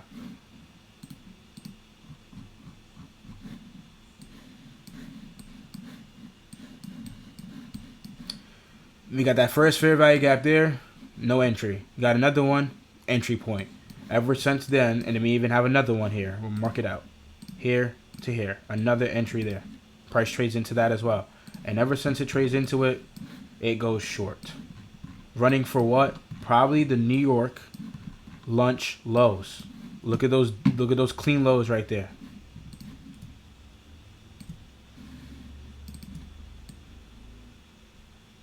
Punches right through it with speed. Punches right through it with speed. No problem. And after breaking that low, it then makes the bottom of the Asian session at one point in time, creates a fair value gap, and the same thing occurred. So I knew all the sessions are most likely moving together, and it's probably going to continue to trend a little higher to give you another scenario up. And you can see, look at the continuation pattern all the way up. And at some point in time, it's going to stop trending up, and just consolidate and finish the Asian session.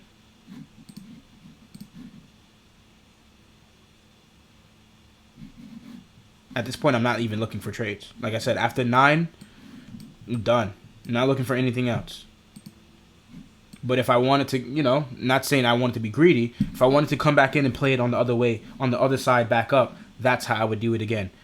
Same idea. Wait for the fair value gap after the break. Wait for the fair value gap after the break. Play it back up for 10, 20 pips. And I'm done for the day. That's how I execute it. And then I'm doing this specifically mainly on Tuesdays and Thursdays. I pick Tuesdays and Thursdays because my data that I've used and tracked seems to show me that Thursdays tend to have home runs, Tuesdays as well. That's not to discredit to say Monday, Wednesday, and Friday don't have home runs, because there are times where Mondays have home runs, Wednesdays and Fridays. I mean, not even Friday. There's no Asian session. Only Mondays and what was the day?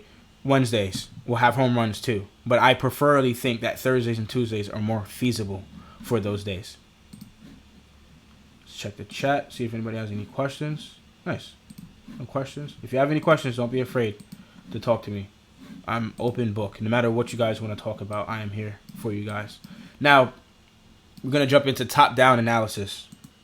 This is something that probably people are waiting for. I'm going to jump into the monthly.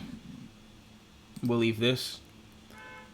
Now, there's going to be a lot of websites that you're going to be seeing moving forward now at this point that I'm going to be referring to.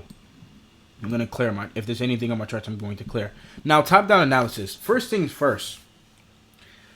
The seasonal charts are going to be my friend. I need to use the seasonal charts. I can't be looking at anything else but the seasonal charts. Why? Because it's a quick down, dirty way approach to know whether or not the month may be going up or month may be going down. Because it's using 20 past years data and averaging it out and telling you whether or not this month is going to be bullish or bearish or going to be in consolidation. So what I normally do is I come here and I go to chartequityclocks.com. Hopefully it doesn't block me out. So prior to this is the first website that I use.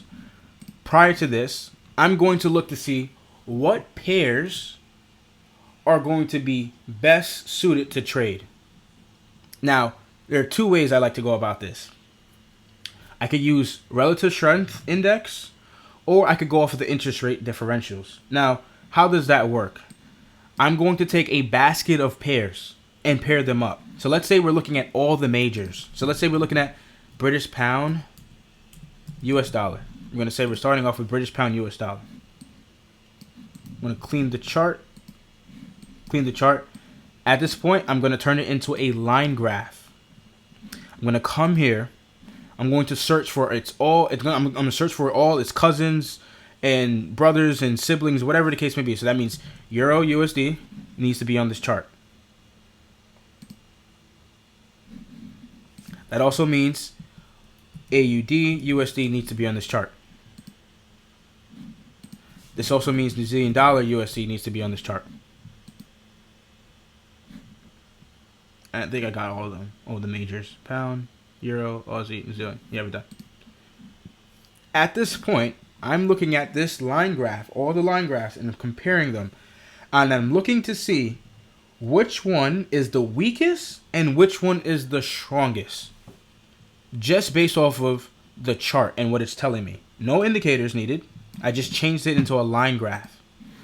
I'm looking at it from the monthly perspective, right? So you would have to go through some of these, the daily, weekly. I would preferably tell you, look at the monthly, weekly, and daily. Anything else, you're probably losing yourself.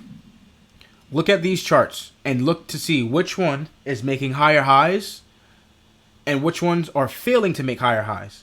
Look at this chart to see which ones are making lower lows and which ones are failing to make lower lows. So if we zoom in, we can see right now, who's the leader? British pound. We can see British pound right now is the leader. And right behind British pound is who else? Euro dollar. After that, after Euro dollar, who's after Euro dollar? So far we got British pound the strongest. The next strongest is Euro dollar. After that, it looks like New Zealand dollar. I'm sorry, the colors are confusing me. Right now, the strongest pair right now looks to be Aussie dollar. The light blue. I was looking at this as British pound. Aussie dollar is currently looking like the strongest pair. Coming up, coming down. It's strong. Euro dollar would be the next. New Zealand dollar would be next. And pound right now would be the weakest right now. Failing to make higher highs. So you can see Aussie came up, made the higher high. Now is making lower lows. Euro came up. It's failing to make the higher high. But overall, generally, look at its path of resistance. It was straight up. British pound came up, came down, and is back below the low. It is below its high. So as of right now, I'm looking at Aussie as a strong currency pair. And I'm looking at Euro as a strong currency pair. So once I rule those out, I go back to the chart. I clear this off. And now we're going to look at Aussie. And this is the process. I have to look at everything.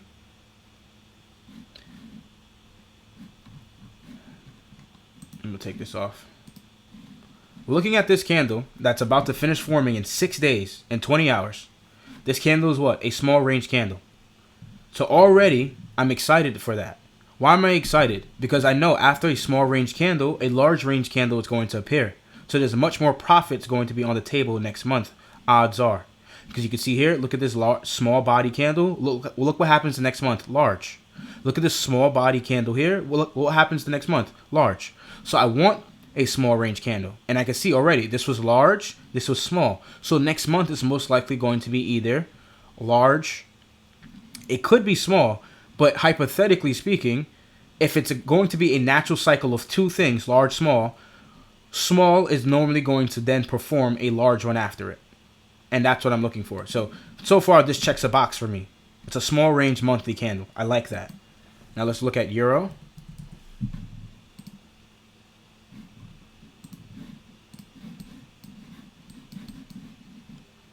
As of right now, this is a small range candle compared to its previous candle. And I'm not referring to the wicks. We're mainly referring to the bodies of the candle. So if we were to measure these two bodies, so if I were to take this, move it out like this, I can obviously see the size of that. If I take this, and I measure it, I could have measured it with pips, but I just want you to see, like, you could clearly see which one is larger. That one. This is a small range cycle then. This is also going to be fruitful for setups next month because then I'm looking for a large range candle to appear. At this point now, I need to think to myself, is euro dollar going to be bullish or bearish next month? Two ways I go about this. I go about this through price action, and I go about this on the seasonal charts. So we'll go on the seasonal charts first. So we'll go euro.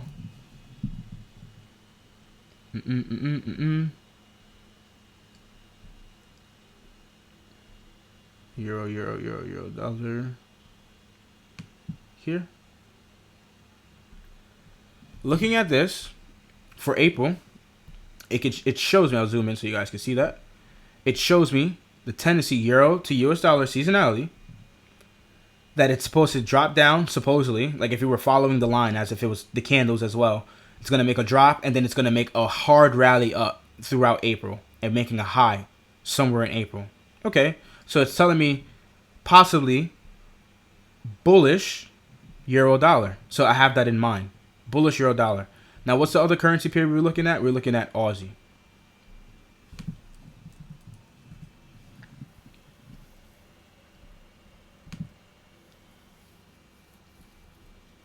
April also shows that sign of it going up. Strong, too. Now, at this point, I have the mindset, okay, these two currency pairs are most likely seasonally, off of macroeconomics, are supposed to be going bullish at this time of the year. This doesn't stop me here. I got to now check the DXY. Find the dollar index. Dollar. Where are you at, dollar? Dollar index. Here. April, we can see it makes up and it comes down. This looks exactly inverse to euro dollar and inverse to Aussie dollar. So we can already see we're matching up. We're taking strengths and weaknesses. This is how I'm utilizing this information. I'm already pairing up times of the year where the currency pair should be moving in systematic code. It's telling me that dollar should be weak. And it's telling me that euro and Aussie should be strong. Now, does that mean it's going to perform exactly that way? No, because this is just a treasure map. The treasure map only gets you close to the treasure. And sometimes the treasure map that you have is completely skewed. You could have a fake treasure map, and this treasure map does not get you anywhere near the treasure. But in general, we're using it as a guide and a map. The price action is more sound. That's where the homework, this is the hardest part to it. The price action, reading the price action. what has happened in recent time? If the seasonal chart is telling me that euro and Aussie is bullish and dollar is bearish, is there anything that can support that idea from price action? Well, let's take a look. So we have these clean highs here that have been broken. So we'll just mark this off here. That's a high. So what's above this high? And we're going to run through this briefly. Buy side. Okay, what's down here? Okay, we got sell side down here. Okay, because this is a range that we're probably working in now. A new range low. Because we got this swing high. We'll take the most recent range that we're in. Swing high, swing low. So this is sell side. So look at that. So we have this. Now, like I said, I'm taking the most recent range that I'm in. So I'm taking a swing high and a swing low. Now it's subjective to where you're going to anchor your fib, but you need to check all the ranges that you have available to you. So we got the premium to discount.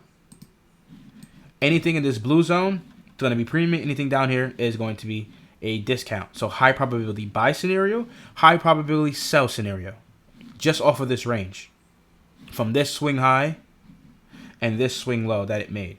Price started trading up into this. And now it looks like it's probably going to make a turning point, right? Now, if we were to look at this in another point of view, and already, like I said, premium. So is this them selling here to go lower? Or is this them probably bringing price back down into a discount and then rallying up for the next month? These are a lot of things you have to take into account. If we use the ICT OTE fib, we can see from this high to low, equilibrium or fair value. You can see this is actual trade entry, 62% to 79% retracement level. Is this them bringing euro dollar into a optimal position for them to sell for next month or for the rest of the year? Now, I'm not telling you if it's going to go up or down. That's for you to decide. That's your homework. I can't tell you whether or not the markets is going to go up or down. But this is how I'm framing things to get an idea whether or not it's going to go higher or lower. Then I'm also going back to what? The yearly opening price. Where are we in agreement to that? Right here. This is the yearly opening price. Same ideology like the weekly open, midnight opening price. Anything above this price point for the year. This is January 3rd. Anything above here is a premium. Anything down here is a discount. So high probability sell scenarios, high probability buy scenarios are unfolding down here. And it doesn't take a genius to see this. And we'll show you this on a weekly chart. We'll show it on a daily chart. So we use last year's range for an example of the yearly candle opening price. So we'll come here to January 3rd, the beginning of 2022. And then we'll come back to 2021, the beginning of that year. So we can look at the ideology here of the yearly opening price. So this is last year's range. So this is the yearly range on a daily chart. Let's find the yearly opening price. I think it's here. You zoom in just to make sure. It is there. Okay. That is your yearly opening price. This blue line here. Look at how it's threading the needle, just like Sunday's opening price or weekly opening price. This is the yearly opening price. High probability sell scenarios, because anything above here is overbought for the year. Anything down here is a discount. Where did their sponsorship of selling occur? Above here. That's their highest probable sell scenario above that line here. Multiple times. Here, they sold. They buy it cheap in here again. Price comes up, they sell again. Comes down, breaks probably a monthly low or a few monthly lows. They buy it cheap, runs back up. Gets back above here, they sell it again above the yearly open, and then price keeps dropping. At that point, they've already made their mind up. I want euro dollar to continue going lower, and DXY is probably going inverse and going higher. And this is a higher time frame perspective, using the same ideology. It's a lot of fractals and a lot of confluences. Nothing changes, just the time frame and just the higher time frame trend. They still formulate the same idea. So the same thing could be said here. If we're looking at this new year,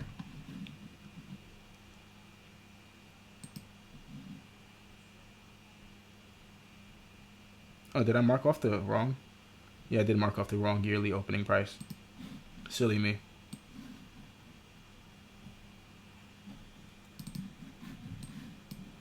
I'll delete this altogether. 2024. So this is the second, right? Let's see the first date. No, the first. So it starts on the first. Starts on the first. Yes, sir. And we'll zoom in. And this is the year that we're currently trading in, 2023. So this is why it's important to think about the higher time frame. Because if you understand where the higher time frame trend is going, you've got 2020 vision of where you think the markets are most likely going to go for the year.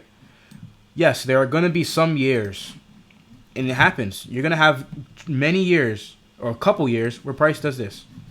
You're going to have years like that, unfortunately. You're going to have years. Price comes up, comes down, comes up, comes down, comes up, comes down, comes up, comes down, comes up. And it's not clean. And it's not like come up here and then run down and then run through. That's just how it goes, especially with market conditions and the way the interest rates are flowing. Because we know the primary driver to interest rates, to the markets, are interest rates. And if that's the opening price, right here, we're right now in a premium. We're currently in a premium after taking out equal highs, monthly highs, right? Back in 2022, May. We even take out these highs up here as well. April highs in 2022. And ever since then, taking out those highs, we dropped lower in the premium. So does this support the analogy of a bullish euro dollar? Probably not. Now let's look at Aussie dollar. Monthly chart.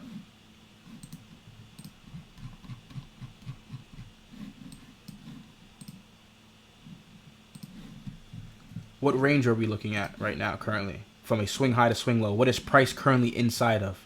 It's not this one because it broke out of this swing high. It's inside this range here. So we can measure this range, high to low. Same idea. You cut that range in half.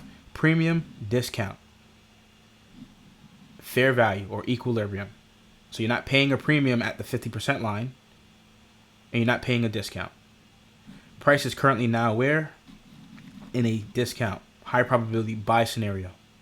But where is it coming from? It's coming from a premium range. After trading up into this, going to a premium range. Now, if we look at this from another perspective as well, it's not as easy as people think. Trying to predict where the monthly candle is most likely going to draw. Auto trade entry. So if you go from high to low, this is where 62% retracement level resides. Here, just hit it. And this is where 79% retracement level. So is this an OTE setup and price is trying to get down here to sell side liquidity below this swing low in October 2022? That is a scenario. Now, not to confuse you guys. I'm not sitting here trying to confuse you guys. But you have to arrive to your own conclusion. I can't do it for you. Same thing here. So if you would look at it like this, is this in classic ICT auto trade entry? Take this swing low and take this swing high that price is falling off of. Premium is expensive. Price is coming down into discount. Is it going to support anything here? Is it going to come into what? Maybe this fair value gap here. We got a couple PD arrays. Is it going to trade into this fair value gap and respect it and probably go higher? And does this support the seasonality of a bullish Aussie dollar? Possibly. But it's many scenarios to it. After that, I would then break down IPTA, right? Look back 20, 40, 60 days at the first of the month like I do every single month. Like this. New tab. And if you can't come to a conclusion, right away, if you don't know if next month it's going to be bullish or bearish, you have to say, I'm neutral. Then wait. Wait for something else to tell you whether or not to go bullish or bearish. And I would use IPTA to help finalize. That's the last step to this. I use IPTA to really finalize where I think price action most likely will draw within the next 20 days going into the new month. That's what I do. So if we look at, we had British pound. Oh, that's yen here.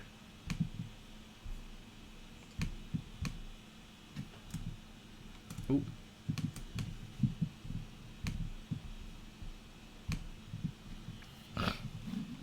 Same confluence. This is March's opening price, that candle here.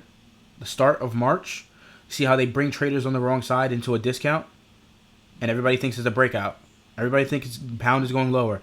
And they turn it back around. Comes off the breaker, it moves higher.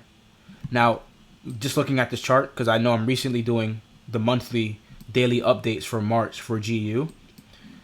GU's been bullish after taking out these lows here. And price has been rallying.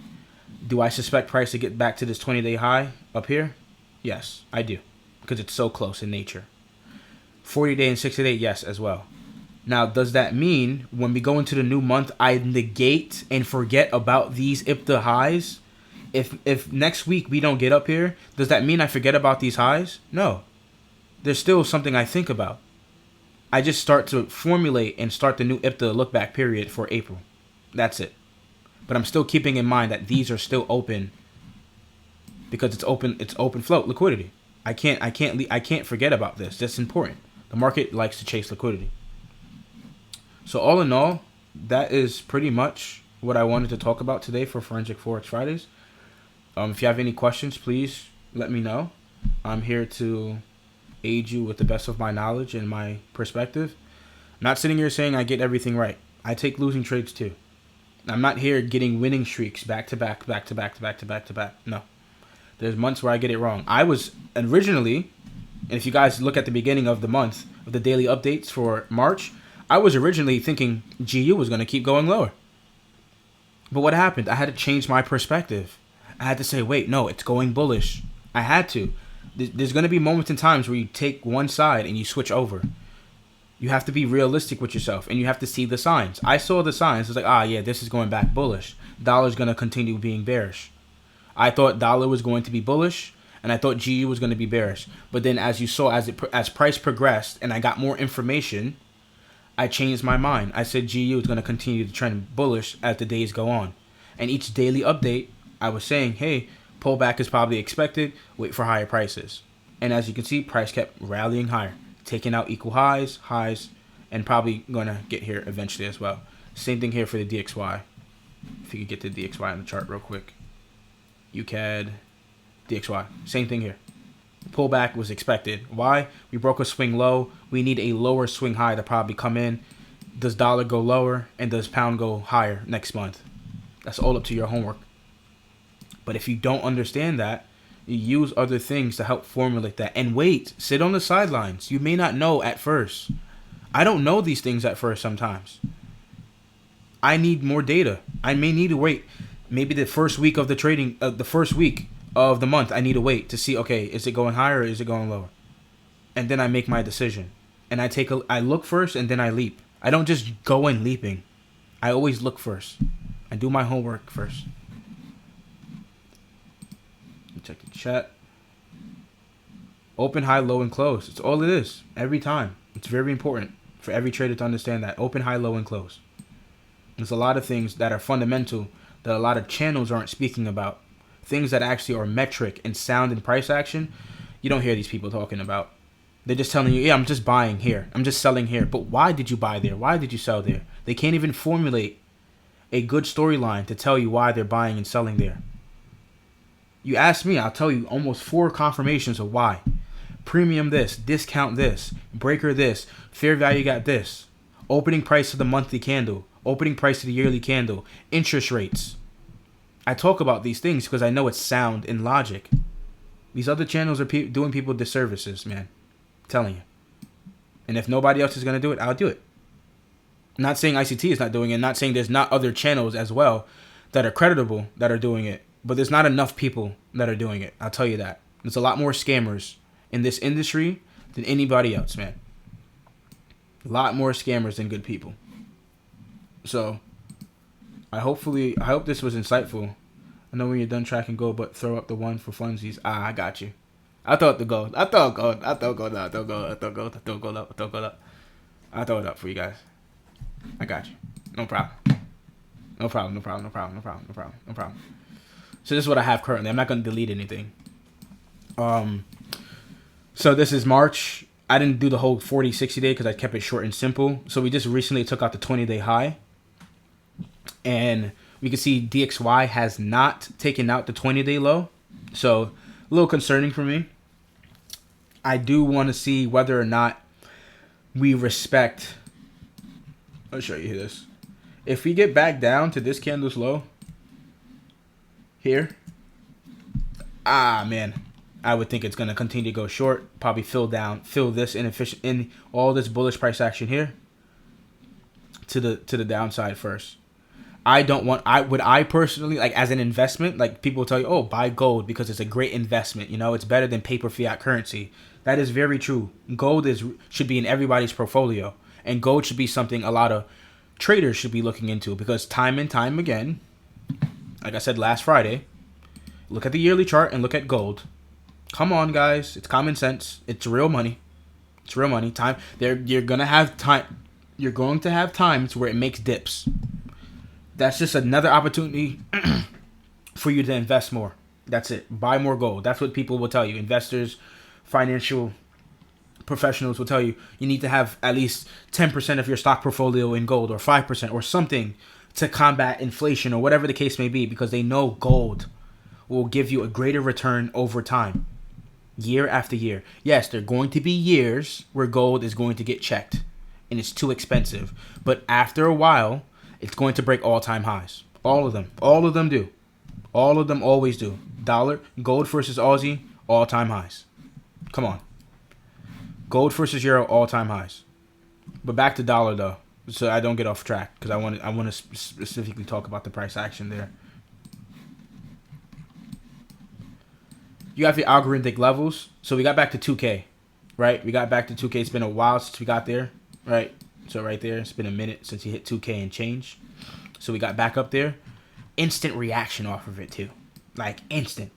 So we hit it. Clear this off. We hit 2K right up here. Boom, hit it, and then we fall off of it. Now, could this be a rejection block? A daily rejection block? Yes, because high tail wick, candles open to high. That zone here could be the shorting territory that people may be looking for a short. In my opinion, do I think this is a good spot to short gold? Yes. Why do I think it's a good spot to short gold? Because it's expensive. It's expensive to buy gold right now. I would rather buy gold at a cheaper price. Anybody with sound logic will tell you that they would rather buy gold at probably $1,850 or $1,800 or anything cheaper than what it is currently. Will tell you that they would like to get it at a cheaper price instead of buying it here. Now, the monthly chart, man, relative equal highs. Do you guys see that? Relative equal highs. So we've been trading in this. I've been looking at this as right here, rejection block, traded into that. Another rejection block, trading into that. But it looks like we're digging deeper into it. Digging deeper into it. So does next month bring another large candle? Or does next month bring a small candle? I'm guessing small candle range next month. And I don't think gold is going to go too far next month. From its open to close, it's not going to be too far. Because we need a small candle like this. Any of these candles like that. Small, small, small, small. But the fact that we filled, look at this.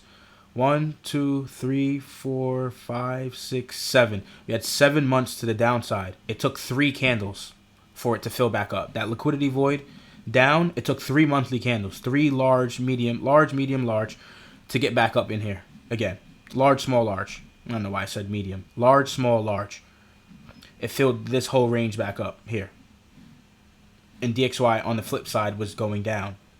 If DXY continues to go down, that only means strong gold. And I know there's a lot of people in the financial sector, some professionals as well, have been speculating that 2023 was going to be a year where gold was going to make all-time highs and gold was going to break out, and anybody that owned gold was going to have a grin on their face, cheek to cheek, because they figured that 2023 was going to be a year of stagflation, and the dollar is definitely hyperinflated, and the dollar is just not as, respected as everybody else would think it is right now. Currently, it stands as the reserve currency, but right now, you can see this looks like fair. This looks like fair. People are like, I don't need my dollars right now. But I know long term, I know dollar will come back to make all-time highs, because it always does. It always does. See here, price comes up, price comes up, price comes up, price comes up. Now, this is the funny part. Is this a bearish order block? Do you guys look at this and see this as a bearish order block? This last up close candle before the drop down, we have a fair value gap here, and then we have the up close candle here. So guess, bearish order block. We can all agree ICT bearish order block. Price trades into it. Does it come down and go lower? Now, someone mentioned this to me as well. It really threw a fork in my analysis. Where is it at? It's at breaker somewhere. Oh, here it is. It's price trading into this candle, this last up close candle, and using this as quote unquote retail support to go higher. Who knows? A lot of things are up in the air. But like I said, it's up to you to do your homework, pick a side, and try and find whether or not the next monthly candle is going to be up or down. And if you can't figure that out, sit on the sidelines for a couple of days. Sit on the sidelines for the first 2 weeks of the month. Normally the first month you should not be trading because of non-farm payroll. But other than that, that's all I have to say. Time is it? 10:06. Nice. Good timing. So about another 2 hour live. Hopefully this was insightful, guys. It's been my pleasure once again. Shout out to Alex. Facts. Shout out to Alex. Shout out to like-minded guys. I love like-minded traders, man. Now that retail nonsense, we don't really do that around here, but shout out to Alex, man. Appreciate you. Appreciate all you guys, all the support, all the love. Thank you for anybody that came out tonight. If you are watching this recording, hopefully this was insightful to you. I'm going to close it off here. If anybody has any questions, just put it in the chat. I'm just going to sit here for a couple minutes. If you do have any questions, just let me know. But if that, just thanks. Can we align? Oh, there we go. Hey, nice, Kim. Can we align the smash day with a order block before a swing low or swing high to the left? Yes. Are you talking about that example that I showed? Is that the specific example you want to see? Yes. Okay. No problem. We'll go right back to that because we're looking at that since I have that up. No problem. Thanks for the question, Kim. So we're gonna drop down. Let's use the smash day 5 minute. Boop.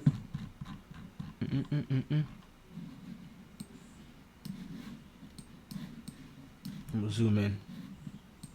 This is that scalping technique that we're referring to, that Kim is talking about here, that I was talking about, using Larry Williams' smash day lower time frame model.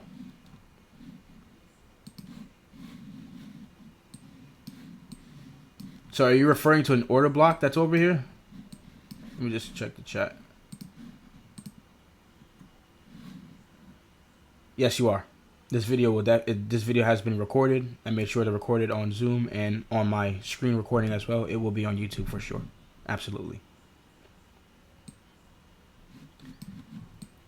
I'm not sure Kim is here. But Kim, I'm assuming you're talking. All right, so this is the smash candle that we were using here. Right, that one there. Yes, can we use an order? Yes, you can. Because in essence, right, this is what I was saying. I think that ICT happened to, like, and he could correct me if I'm wrong. If he ever shouts me out, ever sees my YouTube channel, or whatever the case may be, he could correct me if I'm wrong. But I think after reading Larry Williams' book, when I look at the smash day candles, they honestly look like order blocks, right? It just looks like a candle that's an order block. So price comes down, trades through the smash day candle by Larry Williams, but in theory, it comes back into it like an order block. Price comes up into that candle's range like an order block, and then price trades away from it. So yes, I do agree with you, and I'm telling you, yes, you can use this as an order block as well. So if price leaves that zone and comes back into it, you could probably use it as a shortening opportunity as an order block.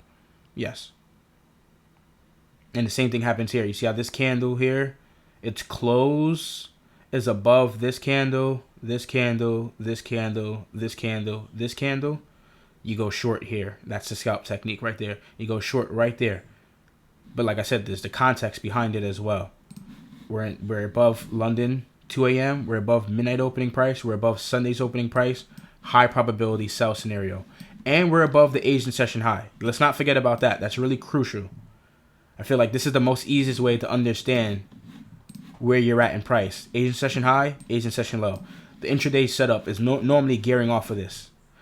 yes, there are going to be days where it breaks the Asian session high and it actually uses it as support and it goes higher. That's what happens some days. You're going to see that. And it never gets back down to the Asian session low. But I do know in the near future, it may be 2 days from now, it may be a week from now, this Asian session low, if it wasn't taken, I know weeks later, most likely, it will eventually get traded back down into. So that's how I would use the Asian session. Don't forget about the Asian session is key. There's an Asian session model, and the Asian session sets up the London session, and the London session sets up the New York session, and the New York session sets up the London close session. That's how I go about the markets. All these sessions are gearing off of each other. It's not using solely itself individually. No. Because if we go back to this, we know that there's transactions going on. They're using the previous sessions to help further the transactions and the settlement period. Payment instructions match, confirmed, stored, net pays in, payment instructed, settle, net pay out. Done. That's a full trading day. Time and time again. If we just play it here. One more time for everybody that didn't see it. And I'll post this in the Telegram channel after I'm done. So you guys can study this over the weekend. And now this should definitely engage everybody to understand it's not random. It's all time sensitive. And you can't be trading this market after 12 p.m. This is where you're above here, there's also that 2 a.m. period here. They're not talking about that here. But you can see here they're mainly talking about the bulk of the orders is happening in New York session. The New York session right here. What they're showing here in this settlement period, this is where most of the money is being made. Look at all the transactions. The New York session. Where people will say that, the Americans or whatever you want to say, are trading. A lot of the money's getting moved around a lot. That's not to say the London session and that side of the world, the eastern side of the world, is also not making large transactions as well, because they are. I'm not trying to downplay them at all. But I'm just saying, a lot of money is being made here during the New York session as well. And that's what we're seeing here on that chart. So overall, hopefully this was insightful. Like I said, thanks for the support, guys. It was a pleasure again. Enjoy the weekend. Relax. You made it through another week. We will see next week and see what's going on. So, peace. We'll just come here and meeting and peace. See ya. Record.